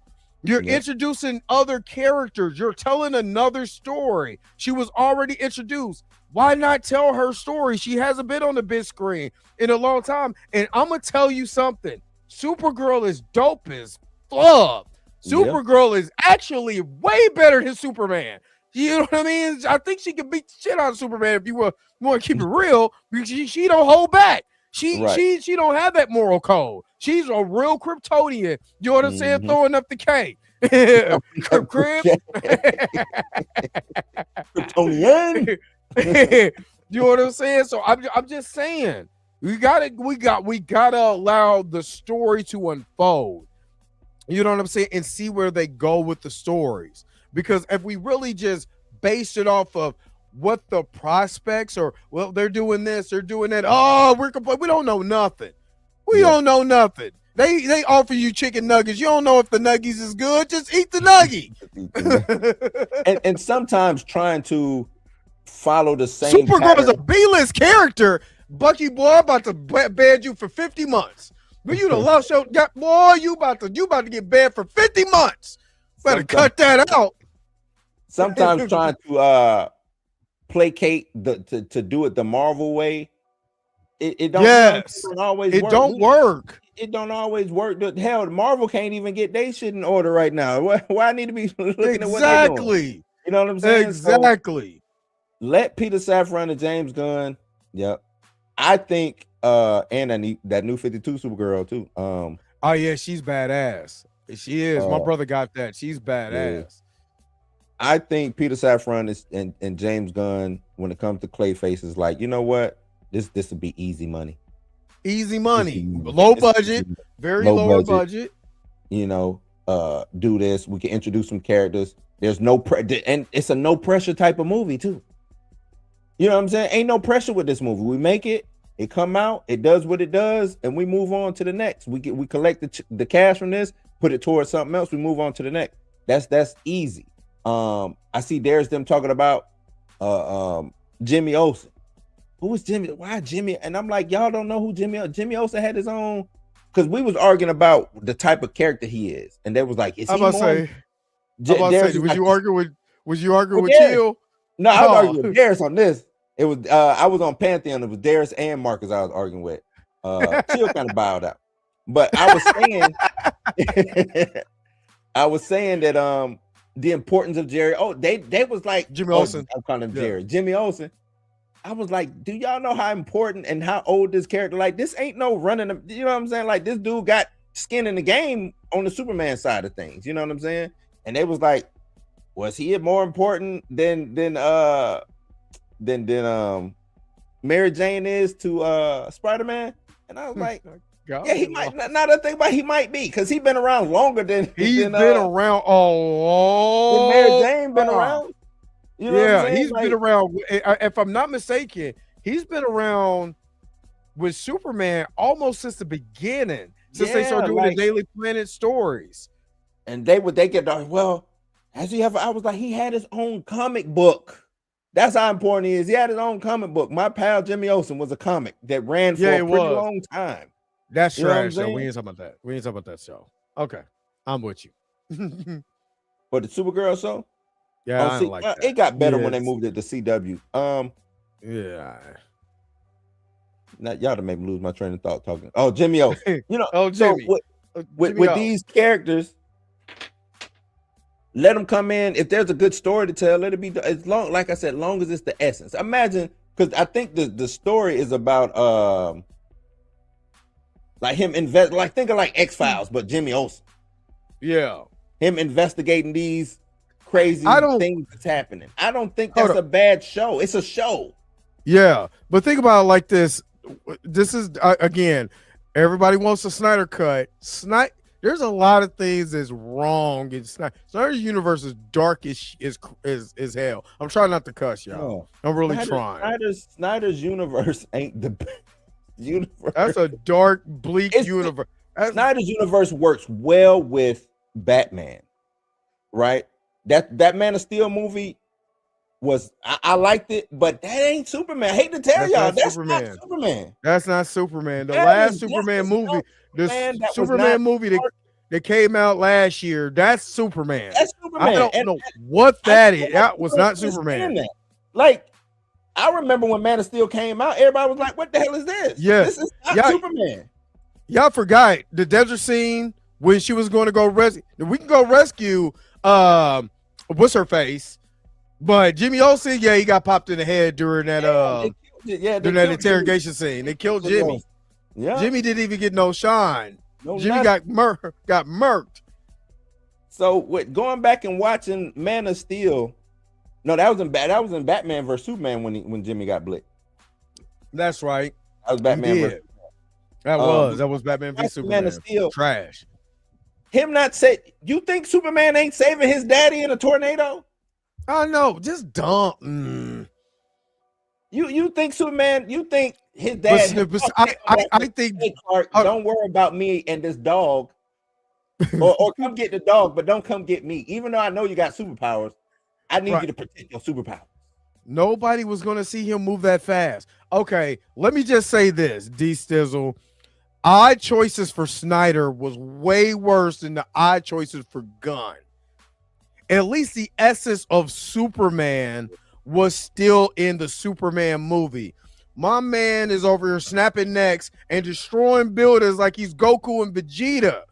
You know what I'm saying? Not saving his father from a tornado. Dude, I've been in a tornado. I've been in a literal tornado. You can run and go get your daddy. Going right. Ain't nobody paying attention to Clark going to save his daddy from a tornado. They trying to get a tornado. They're trying to get to safety. They ain't nobody gonna look up. Oh man, he's running kind of quick. How you gonna see if he's gonna be faster than a speeding bullet? And how more durable than a locomotive? To go get his daddy. You know how slow you are. That you got how slow that Superman's gonna be with people looking at you like, man, you didn't see Clark? Man, get out of here. Get out of here. I see Clark running. Hell, you can't see a bullet. Man, I'm sorry. That Superman. Snyder Superman for me was too detached. You know what I'm saying? Yeah. Yep. So, Superman knew who he was. The one thing that I didn't like about how we got introduced with Clark in Snyder's Man of Steel was he went on a journey to find himself, and that always messed with me. You know what I'm saying? Because Clark Superman would never do that. Yeah, because he knew who because of his values. They instilled in him who he was. They let him know, you're an alien, but you a Kent. You with us. We got your. You know what I'm saying? Because he went on that journey early. He wanted to know who he was early. Once he started getting powers and say, "Hey, why can I fly? I'm waking up, floating and shit, and doing all types of." I sneezed and flames came. You know what I'm saying? Hold up, D Sizzle. No, I'm talking about I'm talking about D. We ain't going on guard. We done with the guard. That's old. That's old hotness. I mean, that's old and busted. We on new hotness.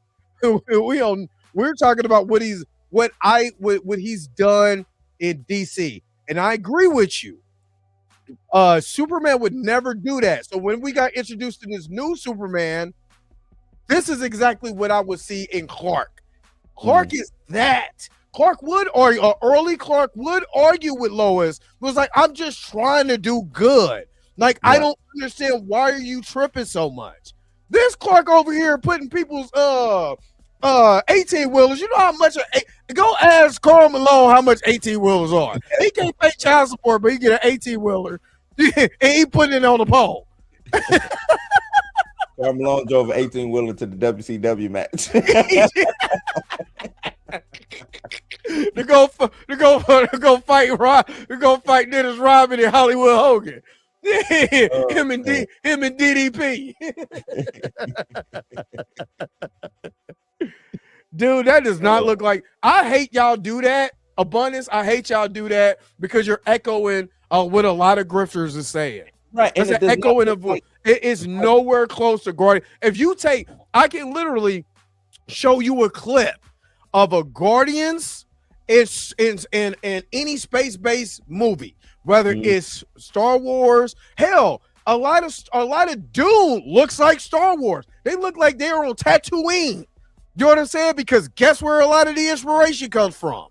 You know what I'm saying? So what I'm saying is that when you look at this Supergirl movie, if all you can think about is the guard, that's not a James Gunn, Peter Safran problem. That's a you problem because you're finding something to complain about. But if you take that clip, and I can show you a clip of the Mandalorian where they were fighting the pirates at the I forgot the scene.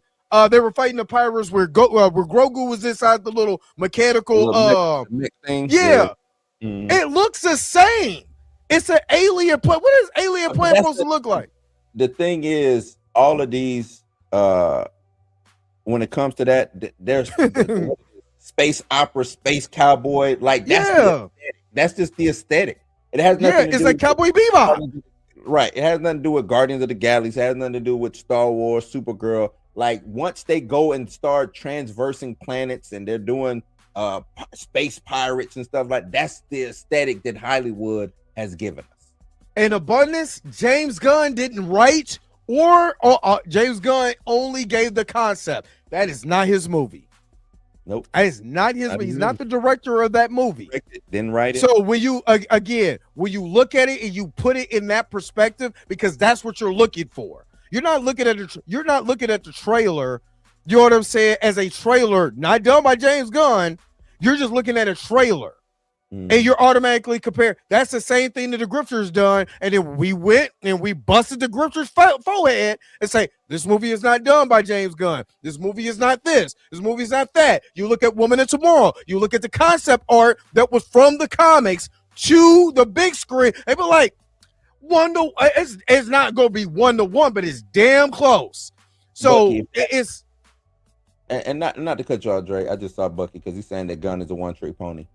You saying it's his universe, just like Snyder set the tone for his universe. If that was the case, then why does the Lanterns look the way it looks? That y'all was exactly. Why does Peacemaker look totally different than Man of Steel? Why does Creature Commandos look vastly different than the aesthetic that we got You know what I'm saying? In Peacemaker, Superman, in the you know what I'm saying, and in the Lantern show. No, And if you're not moved by suit, that's fine. Like that's you know, okay. that's But okay. to put these caveats, I think where I'm getting at is to put these caveats on it because you're not a fan of the. If you're not a fan of the character, that's fine. You're not a fan of the trailer, that's fine. But to say it's like this, it's like that, because it becomes an echo chamber of what other people are saying just to down the movie, you're just repeating rhetoric at that point. Or you're not taking it into your own perspective. Is Woman of Woman of Tomorrow is reflective of the comic, just the comic, reflective of what we're seeing on screen, because that's what they're adapting. And if they're adapting that, you can't say it's a James Gunn product. That's a Tom King product. I think Woman of Tomorrow is Tom King. Guess who's the writer of? Guess who's one of the writers of the Supergirl movie? Tom King. So I'm just saying you. And a lot of those scenes are straight out of the book. Like that's how it looks in the book. That's exactly how it looks in the book.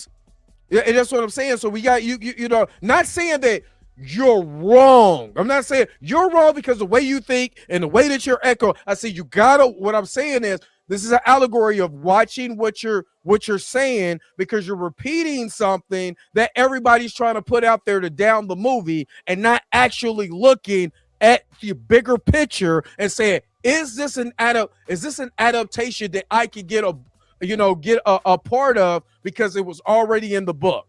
And are they taking these elements and actually giving us something that I will be able to watch because I like the book? Yeah. That's it. That's you know what I'm saying? That's it. And I think Supergirl, I'm gonna be honest with you, because of the the marketing for this movie could get better on tomorrow. Like they just go all out. I don't know.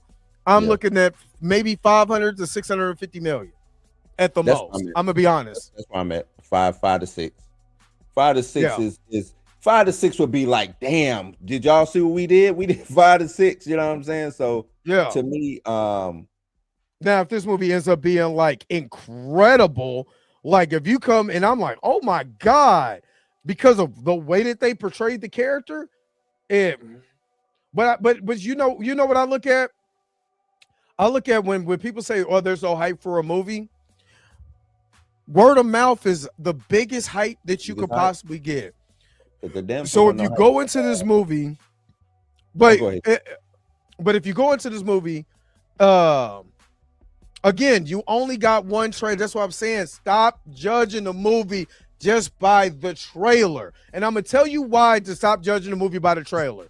Transformers 1, I'm gonna tell you this, and I'm gonna stop talking. Transformers 1 was super kiddie to me as far as the marketing for the trailer until I seen the movie. It is way darker than what I expected. It was way better than what the trailer was. The word of mouth starts spreading and it got more hype on streaming and stuff like that. You know what I mean? And I believe that this might happen. I'm not for sure. I don't know. But if the trailer shows you one thing, you're seeing the death of Krypton, for one. Seeing the destruction of Krypton for the first time in this universe. You see what I mean? You're seeing her story. We don't know the tone.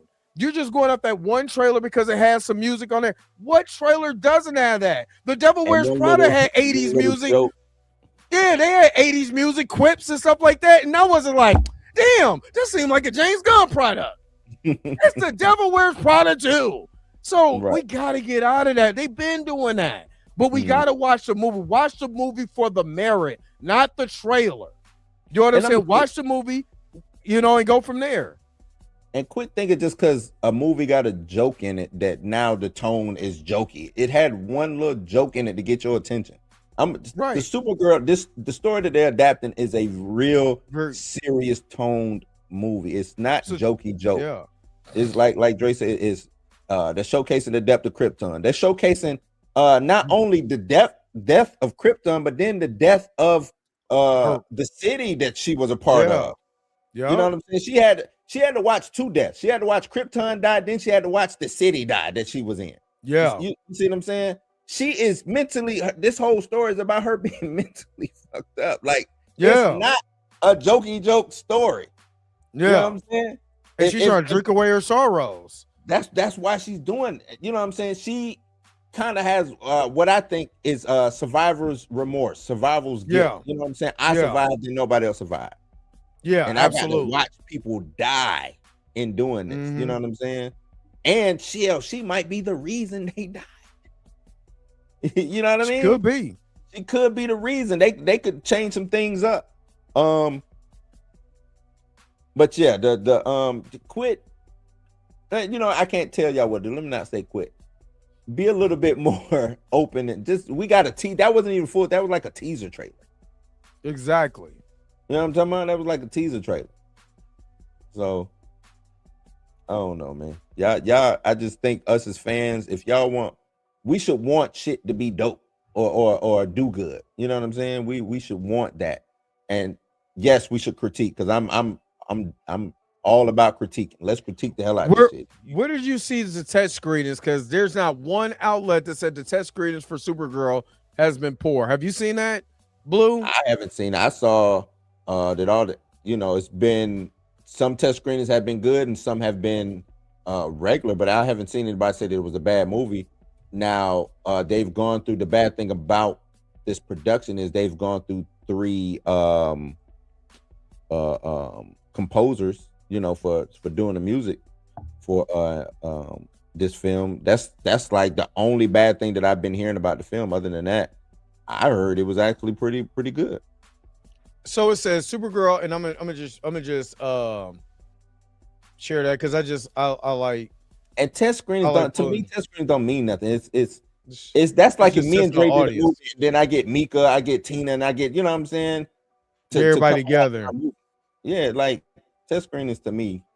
And then what end up happening after you have a test screening and they give their opinion? You go by and do modifications to that movie. You can change it. So yeah, you go and say, well, you know, maybe I need to change this, maybe I need to change that, so on and so forth. But here's what it says. It says Supergirl test screening. Mixed reactions after 8 cuts, 3 edits in a darker tone than the comics. Damn, so there goes your jokey joke. There goes the jokey joke. So let's just see where they because this just came out on the 3rd. This came out today. Early this morning. Test screenings are vital for movies. It helps a filmmaker and a studio figure out what audiences are and aren't responding to. When Sinners was first shown to audience in late 2024, it had a nearly 3-hour runtime and received low scores. Ultimately, the finished cut was critically acclaimed and won Oscars. That's why we're saying this. You know what I'm saying? That's what we're saying, that you can't judge off of test screenings. You got to let the finished product be the main thing. All right, it says there have been chatter about Supergirl test screenings taking place last year. Most have skewed negative, but looking closer at the reactions, it sounds like a good, not great movie that sees Millie Alcock and Jason Momoa shine as the Woman of Tomorrow and Lobo. World of Real had a solid track record of test screening leaks and reports today that Supergirl has been screened at least 8 times, more than any other studio film for the past decade. At least 3 different edits have been used, with the last version running around an hour and 50 minutes, a more prominent role for David Cornswell's Superman. The site reiterates that Alcott's Supergirl remains a highlight, but the reactions have been consistently mixed. Not disastrous, but not glowing either. The report as it's been more mixed. Yeah, several sources mentioned that the action sequences don't quite land and that the main villain, Krim, feels underwhelming. Tom King, right, I want to talk about Krim. You already had a problem with Krim. Yeah, I was like, the look. Krim should not look. They should have Krim being an attractive white male with blonde hair. That's what he should be. Mm-hmm. I don't think you go to the whole space pirate with the tattoos and the piercings and stuff. I think that was a bad move. If I was watching the test, I'd be like, hey man, can y'all reshoot everything with Krim? Like, just give me somebody else, get him out of there. That's what I would say. Yeah. Go ahead. So it says Tom King and Blissquist Everly's Supergirl Woman of Tomorrow is a visual delight. I told you it's Tom King. This is not, let me reiterate. This is not James Gunn's movie. It's not his movie. Let me just put that out there. It's a visual delight with bright colors and sweeping cosmic landscapes. The Supergirl teaser trailer featured far murkier visuals, but there may be a reason for that. Totally, this movie is said to be darker and more character-driven than traditional superhero fare. The site explains, leaning heavily into Kara's emotional trauma and moral ambiguity rather than the lighthearted heroics. She's described as jaded at times and reckless. In terms of music, even with the movie on the third composer, it sounds like we should expect a Guardians of the Galaxy style needle drop. It's unclear how involved DC Studios CEO, co-CEO James Gunn has been with Supergirl, but both the sets and character designs we've seen wouldn't look out of place in Marvel Studios franchise. Crim of Yellow Hills has compared to Taserface. Supergirl's latest cut supposedly had a space western vibe with more episodic planet hopping structure, but rather DC Studios has finally figured out how to make the movie work, or is scrambling to salvage it remains to be seen. It's possible that test screening reports have been blown out of proportion, but if Supergirl doesn't deliver, it could be a big problem for Gunn and Safran. Hopefully, this is much to do about nothing. Damn, this just keep going. All right, I don't want to read the rest of That's this. just saying when it come out, that ain't. Yeah. So they've already took Junkie XL, Raman Jawaji off of there, and now it's Claudia Cern. So it comes out in June. We got a couple more months left, and it's going to come out June 26th. And at that time, I'm going to judge it then. I'm not going to judge it now. I don't know, and I don't like who's screening this. You know what I'm saying? Who's screening this? So Black Beach, what's your definition of a flop? Let me ask you. If it makes money, it's not a flop. What's your definition of a flop? If this movie has a low budget, which is what everybody is saying, that the budget is no more than between 100 and 150 million dollars. If it does 300 million, is that a flop? If it does 350, is that a flop? Because if it has a budget of 150 and it makes $400 million, it has a budget of 150 million, makes $400 million, it's not a flop. Not a flop.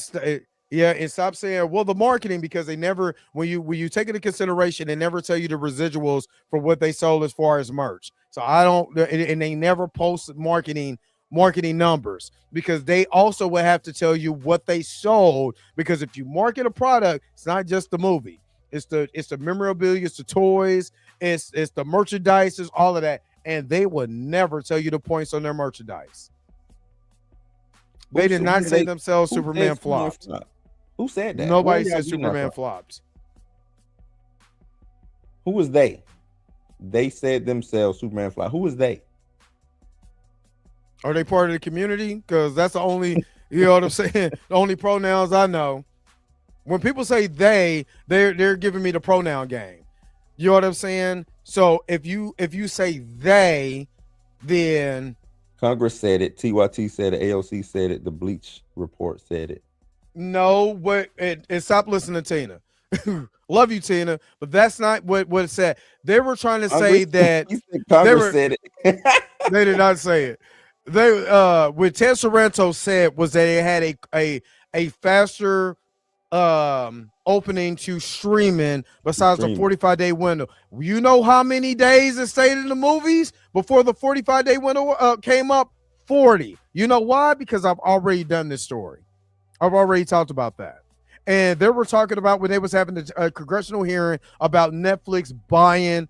I've done all of this by Netflix buying Warner Brothers. And what he said was, are you still going to operate with the 45-day window, because Netflix doesn't really do movies? And he said, yes, we're still going to operate in that, but we have to look at outliers like Superman. They went early before it hit streaming. Sinners went late. Why? Because there were more people that did watch Sinners, that, you know what I'm saying, that watched Superman. That didn't mean Superman flopped. It just got to streaming a week, 5 days before the 45-day window was up, when you look at the actual numbers. So, yeah, Superman didn't flop. Again, look at how much the budget was, and you can everybody can Google that. Look how much the budget was, the budget to make the film, and how much it made. I covered all of this. All of this every morning. So okay, so 350 did it make money? Let's do this because where's 350 coming from? I don't know what they're talking about. So let's just let's do this one more time because I've done this so many times when people do Superman's this. budget was 225 million. Where y'all getting 350 from? They don't know. An easy Google search just told me that. It's a talking point. It's a talking point. But we're gonna bring up the actual. Hold on, wait. I know y'all not on Cosmic Book News looking at them. I hope the hell you're not. They are anti-James Gunn. Like they're anti-woke, you know who runs that? Neurotic. Everything That's I'm who seeing, runs that. You know what? I don't even have to do that. This is a viable source called The Numbers, where they look at the financial details of box office performance. So again, this is what we do this all the time, people. We do this all the time. Right? We do this all the time. Box office. Hold on. Full financials. Let's give you the full financial estimates for this film, including domestic and international box office, video sales, video rentals, TV,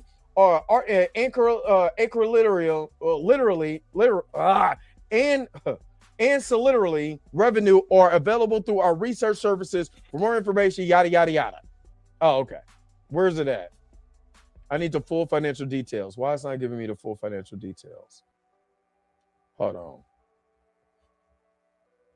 Oh, I need to go back. Go back to the summary. All right. So, production budget $225 million. Worldwide box office is 2.7 times production budget. So it made 2.7 times the production budget. The opening weekend was it was $100 million away from the opening weekend. They made $125 million on a $225 budget. That means it was $100 million away from its actual budget on the opening weekend. Just on the opening weekend. Yeah. So what are we talking about? I don't know why this was always a discussion. Like the numbers is out there. Like wasn't nobody lying. Like, and I don't know why everybody keep trying to add, the production budget, the promotion budget, the they keep making stuff that doesn't make sense. Hold on, I'm gonna take this off because I need to find that other one. I need to find the other one that breaks down all the information. But yeah. No, go ahead. Yeah, they bring up this stuff because it's easier to crap on this. You know what I'm saying? Because you don't like James Gunn. You know what I'm saying? Or you don't like whatever. I don't care about that. I care about the numbers. What does the numbers say? What does the numbers say? And why would they greenlight a new? If it was a flop, they for one, a production studio would never greenlight another movie if it was underwhelming at the box office. They would never do that. We have so many movies in Hollywood that's been that had a ending that set up a new movie because it was so underwhelming you never got that movie, the next movie, because it underwhelmed at the box office. So what are we talking about, people? What are we actually talking about? And I understand if you don't like you don't like James Gunn, you don't like his vision. I get that. And I don't want anybody to think that that's what you're supposed to like it. That's ridiculous. Right. Yeah. I ain't trying to make you like something. That's absolutely ridiculous. My whole thing, just let's stick to the facts. You know what I'm saying? Yeah, but if we're right, but if we're seeing or we're talking about numbers, we're only talking about women lie, men lie, women lie. Numbers don't lie.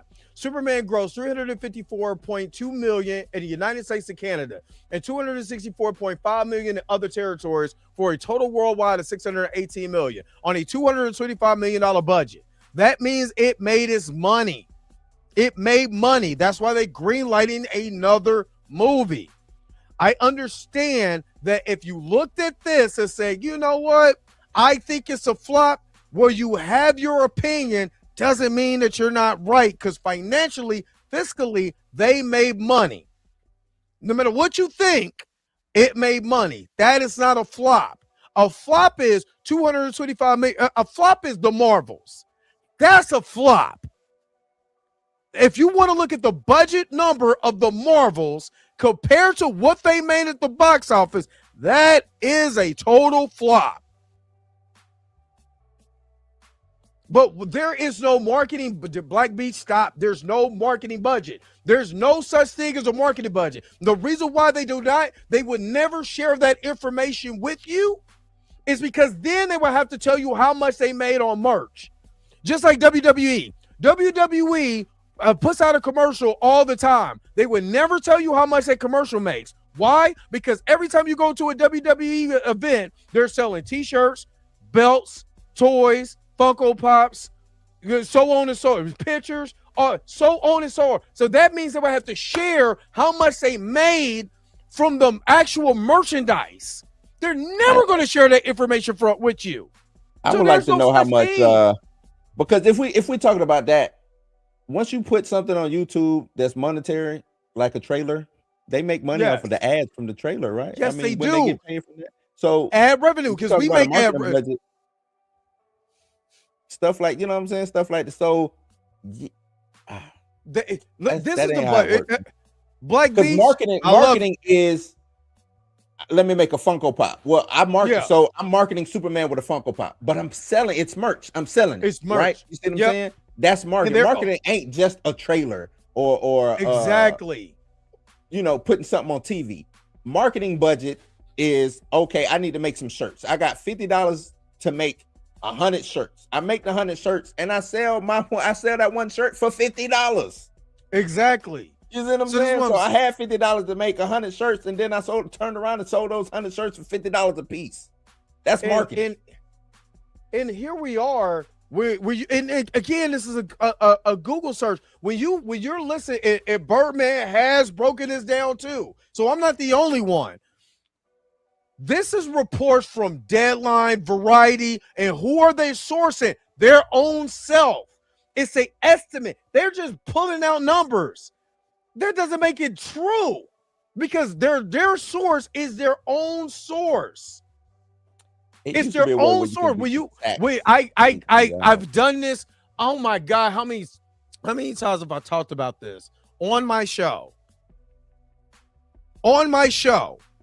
You look and it tells you exactly who was the source. It's not coming from DC or Warner Brothers. It's coming from Variety. I know this. I know this because I've done this. Oh my God. I don't know how many times I've done this on this show. Not going to say a million because that's just overblown. But I've done it enough to damn near know this by heart. And this is just Wikipedia. Wikipedia will also have all the information as far as the box office and marketing. Because guess what I'm tabbed on? Marketing. What you see? Do you see 175 million in that? Then you have to ask the question, if that's the case, if it's just the movies, how much money did they make in merch? How much money did they make in merch? Because I seen a Mr. Terrific toy. I've seen Superman toys. I've seen all of it. How much money did they make in merch? T-shirts, hats. Again, Ennis, I can more. Okay, let's just do this, and we're gonna settle this because I gotta get. This is way farther than what I was. Way farther, because I'm supposed to be getting out of here and taking my son home. Because again, I've already done this. Guess what? Guess whose site this is? Because I'm gonna pull it up. I'm gonna pull it up.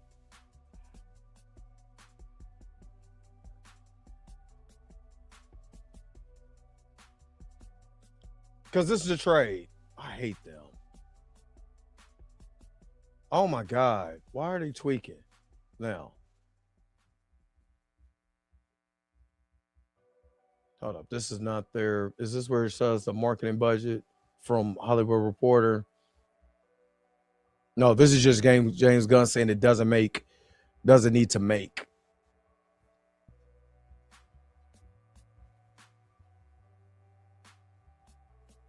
I'm trying to find not Box Office Mojo. It was, or you actually get the financial sheet. It's a Yeah, that's website to actually get the financial. Yeah, sheet. that's what I was looking for.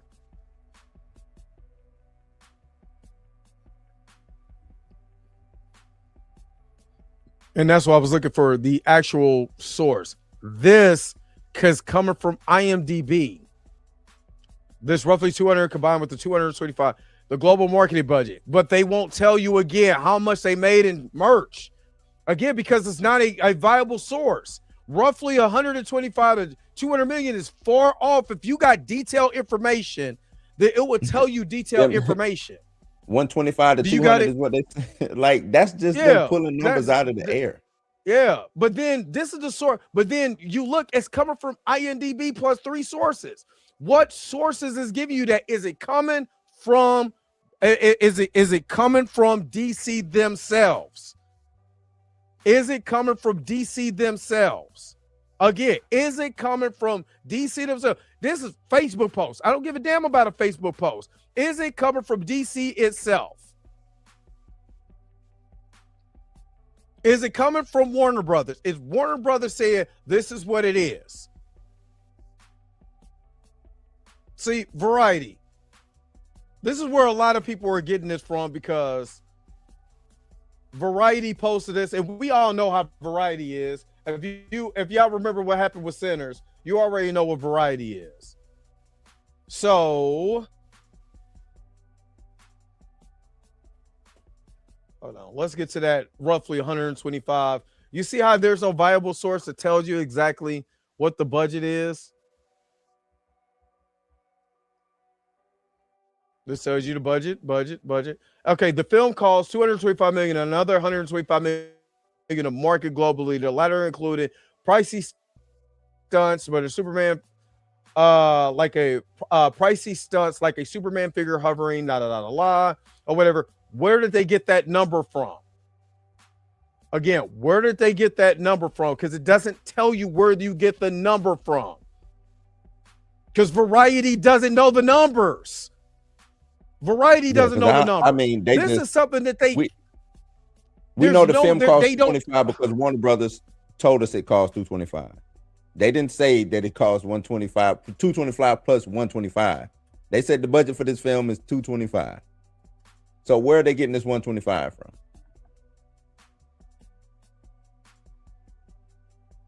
Where are they getting that from? And does that one? And let's say it is a $125 marketing. This is another thing. Does that marketing go against the plus minus of that film, or is that just marketing for Warner Brothers? Exactly. You see, you know what I'm saying? Because if y'all have taken, well, I don't know if any of y'all taking any kind of marketing classes or anything like that, but if you have a company, marketing is for everything. It's for everything. So if I'm coming out with a product, yeah, I got some marketing money to use against that product, but that doesn't mean it goes against the plus minus, the red or black of that film or that product.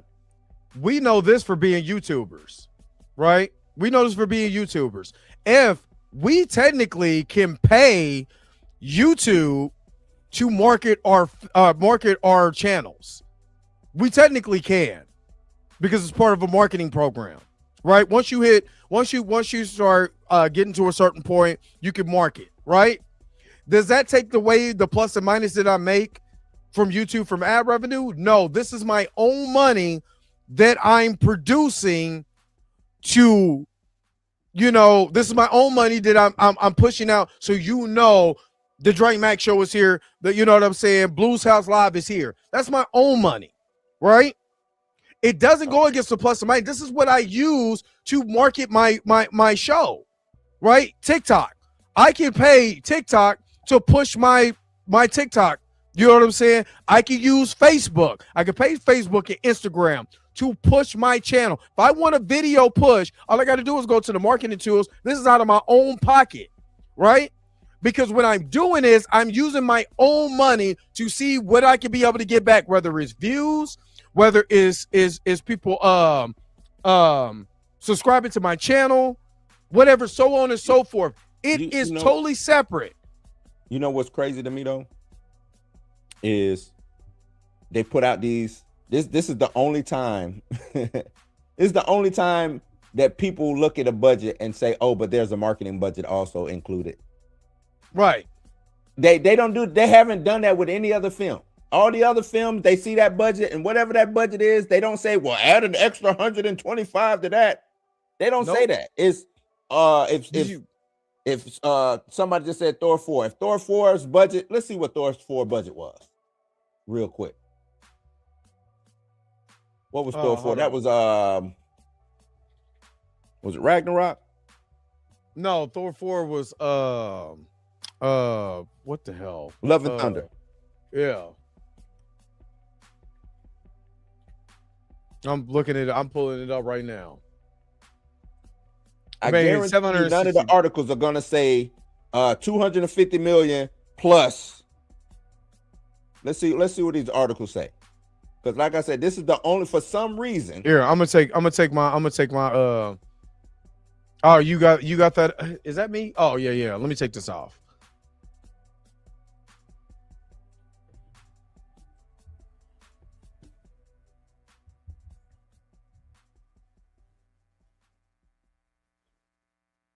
But I need people to understand marketing, sales and marketing. Marketing is just sales and marketing. You put a separate budget for your product so you can be able to sell your product, because it's not just the movie you want people to buy. You want people to buy your merchandise. Because if I rent the character out to Funko, like we talked about Funko Pop. Funko sells it for $14, but it only costs them $3 to make. Right? They take the $3 that they made, or let's say $3.50. So they 50 cents on the dollar for making the Funko Pop. Who gets the remaining portion of that money? Because it's their character, the company that owns it. That's how market. That's why they would never sell. They would never tell you the marketing budget, because then they would have to devolve how much they made in merchandise. Go listen to any wrestler talking about their merchandise budget. That's why you got your salary and you have a merchandise. You got points on your merchandise. So that's why somebody might not make $1 million, because will they be able to sell merch? That's what it's about. Yeah, boy. Get off here. Let me stop. But Black Bleach, you didn't have that. You didn't have that same thought when Dre just read about Sinners having bad test screenings. It's been a lot of movies that have bad test screening. Test screenings don't mean it don't mean nothing. If I'm making a film and I do a test screening, my first cut is bad. Okay, I need to go back to the cut. I need to go back in. Right, that's how it is. And then I do another test screening, and they say, all right, well, it got better this time. I keep going. If you think I'm gonna have the perfect movie off the first shoot, off my first cut, you highly wrong. And I'm telling you this from a person who has been in films, doing movies and stuff like that. It's always like that. I would rather a person measure twice to cut once than to have to keep cutting. You see what I'm saying? I don't want a botched up film. That's what we got with Justice League. That's why Justice League was bad. Hell, they probably didn't do enough test damn screenings for Justice League. You see what I'm saying? Let them test screen. There's nothing wrong with test screen. There's nothing wrong with holding listening parties. There's nothing wrong with saying, hey, let's watch this movie real quick and see if it's good or not. Because that's where that's where you gauge what people would think. You know what I'm saying? And you get random people. You have taste testing. All of that. All of this stuff this ain't nothing new. I was in before I started working for Ford, I was in sales for years, people. I literally learned under T-Mobile how they sell. That's why I'm like, you have to understand merch. You have to. You know how much they market phones, but then you go to the phone company. What are they selling you? Cases, chargers, this new thing, all of that goes into it. You know what I'm saying? They would never tell you the number. You get this case. You could buy this case off of Amazon for $3. You go into T-Mobile, that mug is $30. You know what I'm saying? But It's all part of the marketing. They sold you on the marketing. Now you about to start buy this $3 case for $30. Yep. It's all in. They never gonna tell you those numbers. Never. But yeah, none of these articles go into the marketing budget of Thor 4. It's just, oh, it was $250, $250 million, $250 million production budget, production. All of a sudden, Superman come out and it's, oh, well, what's the marketing budget on Superman though? Yeah, man. It's if y'all just want a movie to fail or to flop, so why do y'all want this movie to be a flop so bad? You think Paramount bought Warner Brothers and went up there and talked, hell, Netflix and Paramount talking to the Congress, to the feds, and said, yeah, one of our top things that we like about Warner Brothers is DC. But why would that be a top selling point if it's a failure over there? Like, that just don't make, does that make sense to y'all? Like, come on, like, does that make sense? Hey man, I'm gonna buy your house, and the top selling point is the roof is leaking. I really love a leaking roof. Like, come on, man, that don't make sense. But like I said, if you don't like the for one, my biggest thing is if you looked at the trailer and you judged it based on the trailer, you don't want to watch it. Who am I to tell you not to go watch? I don't care what you do with that's your money. That's your money. Also, in the same tone and I have the same energy, is that don't judge don't judge it by the trailer. Go watch the damn movie. Because what happens a lot is these guys, especially again, these grifters and stuff like that, they make their whole channel on a trailer that they don't know nothing about. And then they watch the movie. Then they watch the movie on bootleg and try to tell you that the movie is this, that, and the other. Like, what are you doing? They won't go spend no money on it anyway. You won't go spend it. When we were talking about Black Snake, all of these grifters that's talking ish about Harry Potter is not watching. They're not buying the merch. They're not buying books. They're not doing. Who cares? Have no investment. That's what they talking about.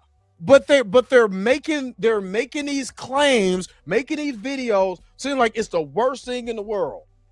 And my thing is, I'm gonna watch it, and then I come back and do a reaction video to it and tell you what I think.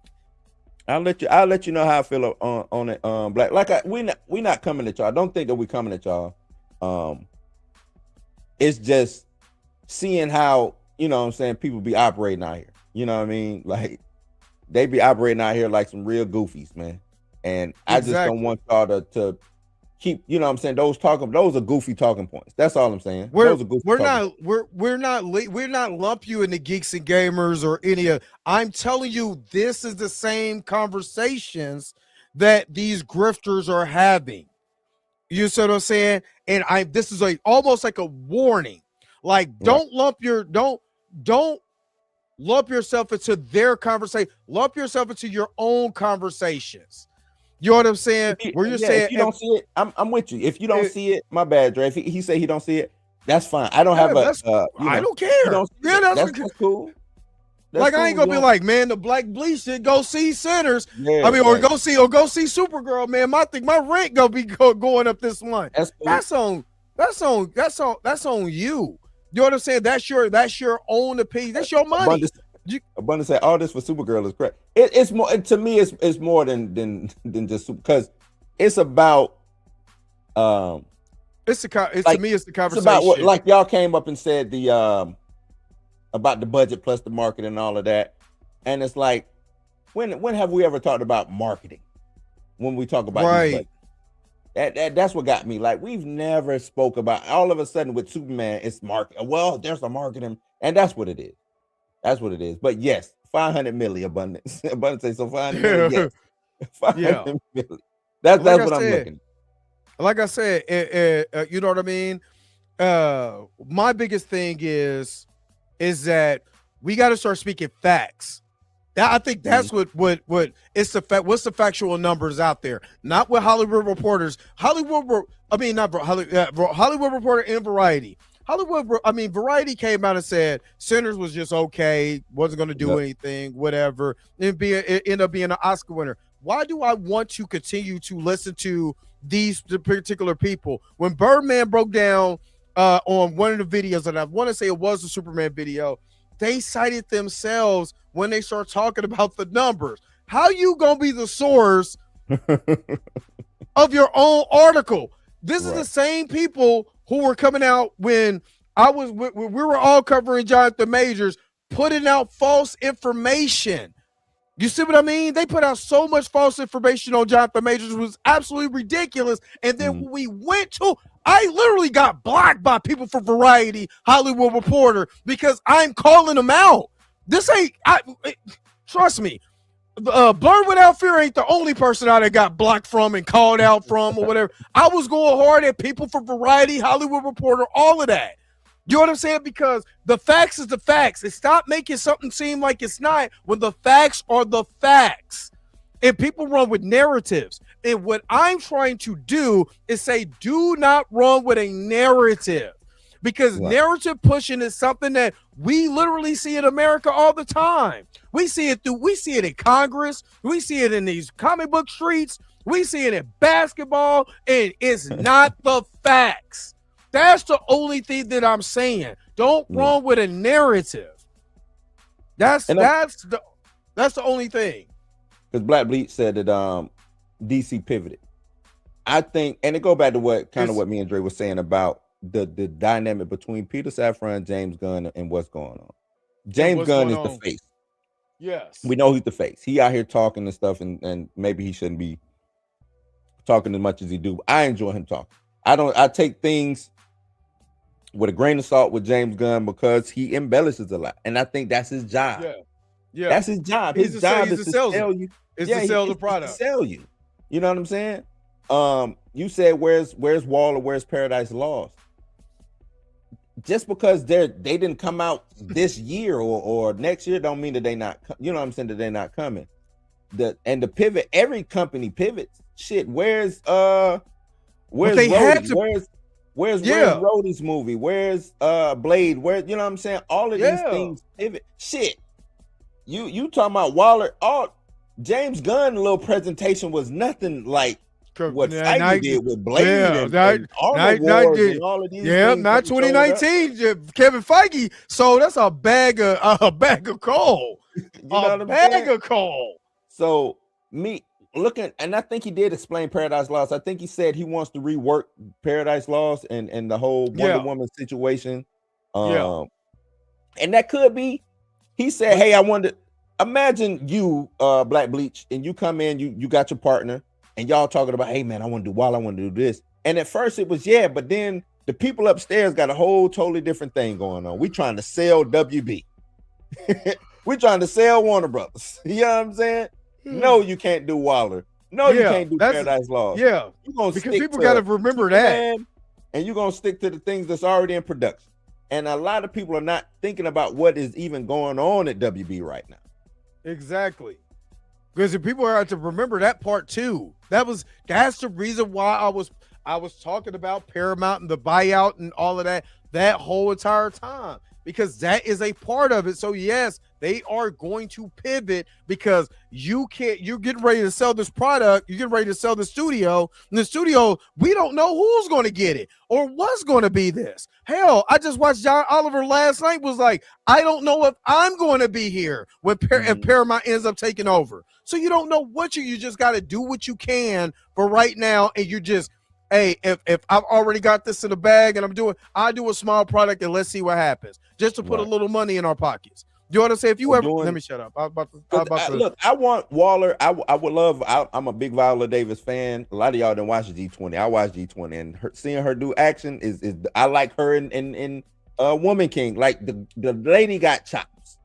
Yeah, she's chops. A great actress. And I love female action stars. I really do. I love female action stars. So I would love to see her as Waller and doing her best Nick Fury impression. You know what I'm saying? Because that's all she is a damn black female Nick Fury. And Paradise Lost, I always thought was a little, I don't need to see Themyscira without Wonder Woman in it. Like, I don't need that. Not saying whether it was gonna work or not, but I don't need Paradise Lost. I'd rather take this Supergirl over Wonder Woman list TV show. You know what I'm saying? Like, I think James Gunn looked at Black Panther, was like, nah, I don't need to replicate Wakanda. You know what I'm saying? Because that's all Themyscira is when you think about it. It's Yeah.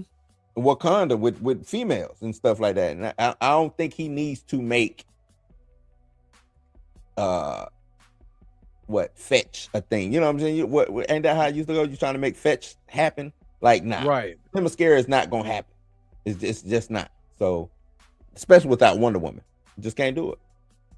All right, Torian, and we about to wrap this up here soon. What do y'all think we will see in the Supergirl trailer tomorrow? I don't know. I don't know.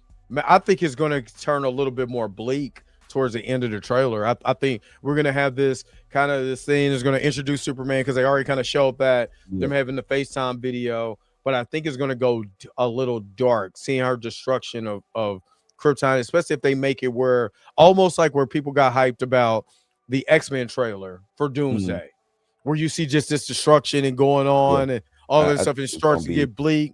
And she's trying to fight, she's screaming and stuff like. I think that'll be dope, and you have to put some type of epic theme to her. I think for you can't use the Superman theme, but you have to use some type of epic theme for her to make this work. So. And y'all ain't gonna be here. Y'all gonna be asleep. I think we get more Lobo. I think you're gonna. I think most definitely Lobo and Superman. I think there is gonna be a side quest with them or a side story with them.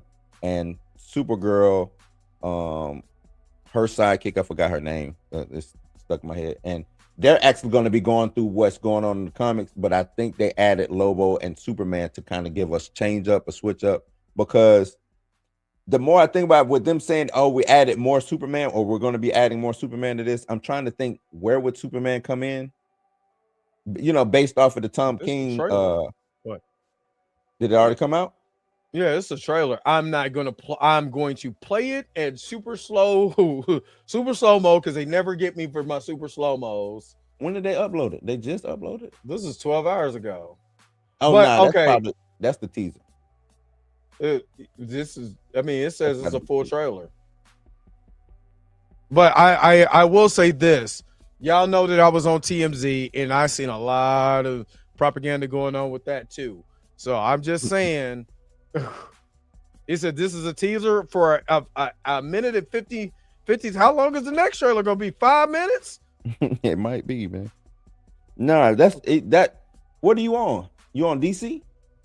Yeah, this is on. Yep. Hold on, y'all. Hold on.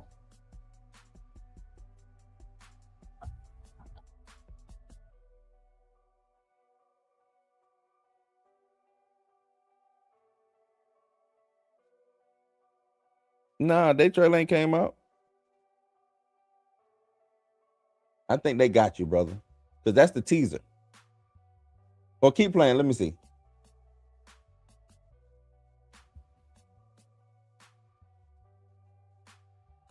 Yeah, that's the teaser, because she's going to turn the music up. That's the teaser. I don't know what the extra...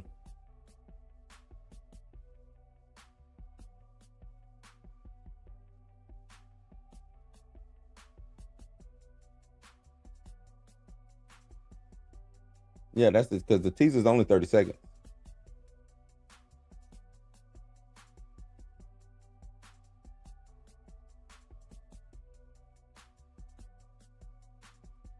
I seen a lot of people was mad because he said, "Hey, it's me, Clark."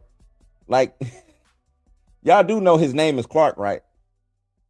A lot of people like, why didn't he say, "Hey, it's me, Cal"? She calls him Cal because she knows him as Cal when he was a baby. She knows him as Cal. His name is Clark to himself. His name is Clark. I don't know why people's getting mad over that.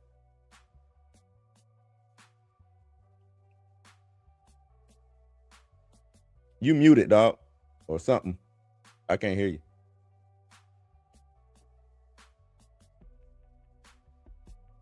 We can't hear you, Dre.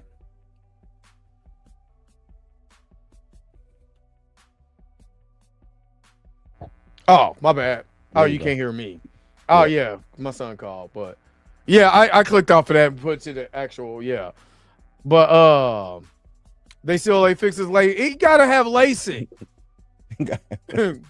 Can the man get LASIK? Y'all saying that they didn't make the money. Let him make some money so he can go get LASIK. But now, I don't know what to. I think it's gonna be like. I think it's gonna be a lot sadder. You know what I'm saying? Of what people think. I don't know. I don't know. You know what I'm saying? I don't know. think, and to end it, I think this will be a sleeper movie of the summer.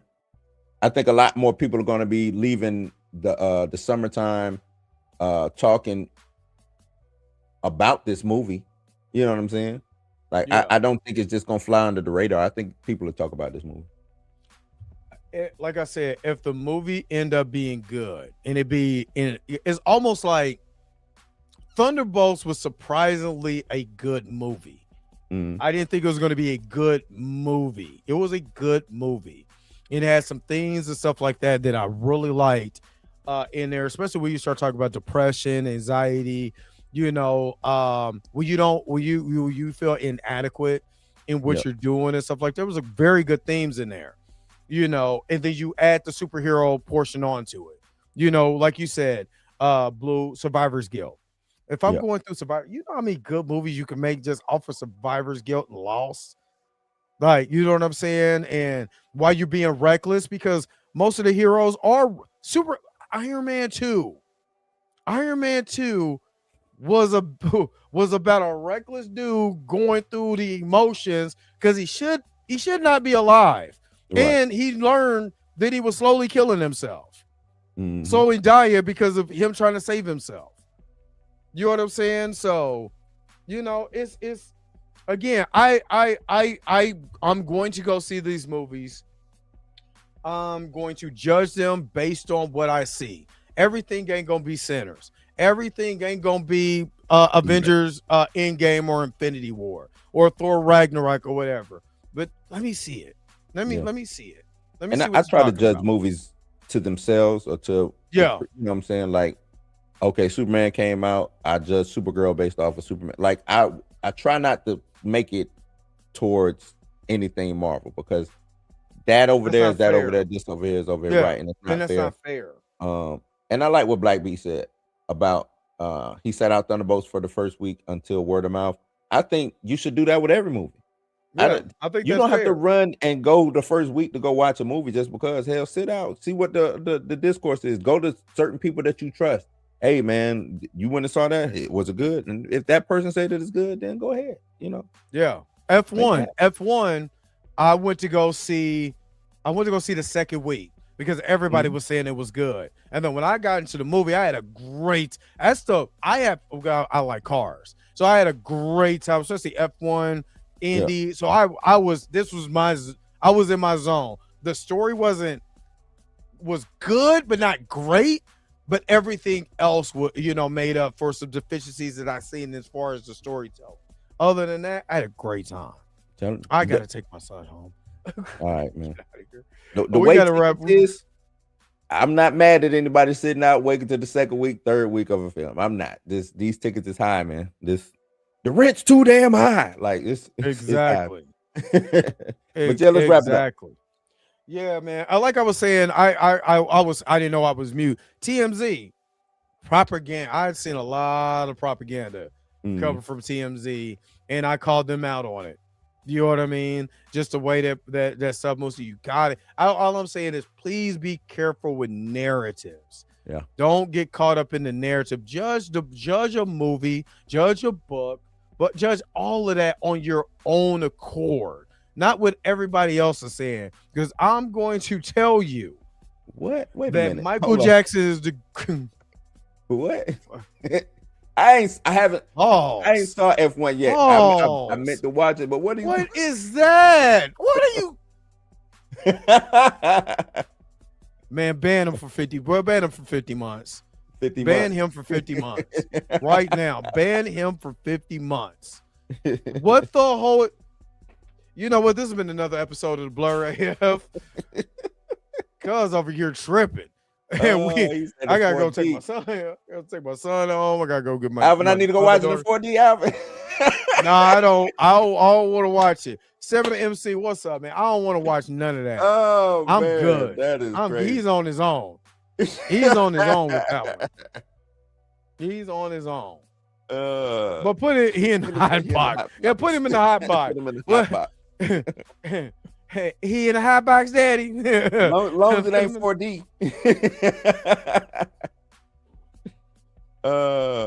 Nah, I still ain't seen F1 yet, man. Every time I sit down and watch it, something happens, man. I'm gonna watch it. I'm gonna get done. I'm not, and I'm gonna tell you this. I'm not the biggest car guy. I'm just not big enough. I remember going to see, and I know we got Red Dre. Like, man, look, we gotta wrap this shit up. I went to go see Fast and Furious Part 1. I'm fresh out of boot camp. I'm in Chicago. The dude I was in boot went.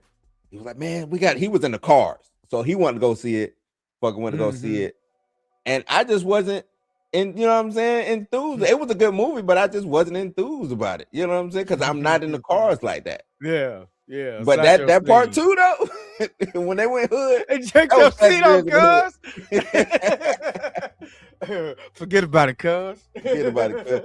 Two is the one that got me hooked onto the franchise. I ain't even gonna lie. 2 got me hooked on the franchise.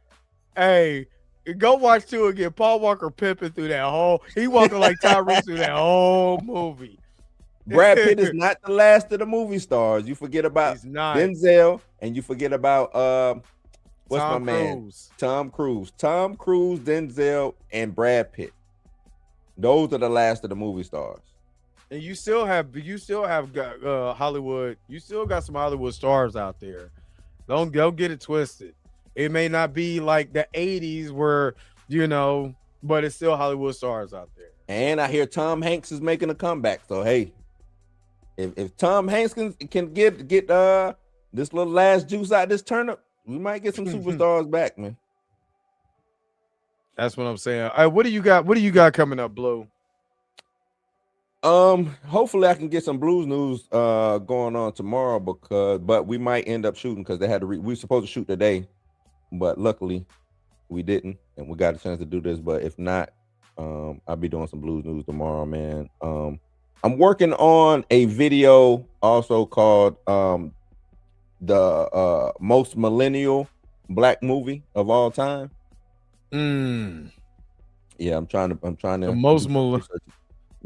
the most millennial black movie of all time. Of all time, yeah. I got you. I got you. So I will be back in the morning. I worked this whole weekend, bro. Put in work. So I ain't gotta worry about nothing when I go down to Florida. So I'll be in Orlando this Friday. Fly in Friday morning. So I'll be in Orlando and all of that. So enjoy this. Hopefully Mika feels a lot better. We can shoot this. You know what I'm saying? And I could get to editing or whatever. We do a watch party. Do a watch party and see how the editing and everything comes out or whatever. But I'm ready for this first product. So yeah. Okay, that's what's up. Black Beach. So, yeah. Black Bleach. My research is pointing towards Best Man. I don't agree with it, but the research that I'm getting is Best Man is that shiggity for some reason. I don't know why. The Best Man is one of my favorites. One of my favorites. You can't forget the wood. You can't forget the wood. You can't forget I just was watching the Love Jones. It's from my research, it's a lot, but everything, the people I'm talking to, a lot of them gravitate towards that Best Man for some reason. The best man is the joint. Yep. So we're getting ready to wrap it up here, man. If y'all got anything, y'all put it in don't put it in the chat. Go over to the comment section and let us know what you guys think about the whole entire stream. Put it in the comment section. and let us know if you got questions and stuff like that so we can be able to chop it up in that comment section, man. But we about to get up out of here. Again, thank you so very much for tuning in to another episode of the Blur AF. For Bluminati and Mika G, because she's not here. So shout out again to Mika G, and make sure y'all going over to Cinematic Nightmares podcast and show Mika G some love. And I'm your man, Dre Mack.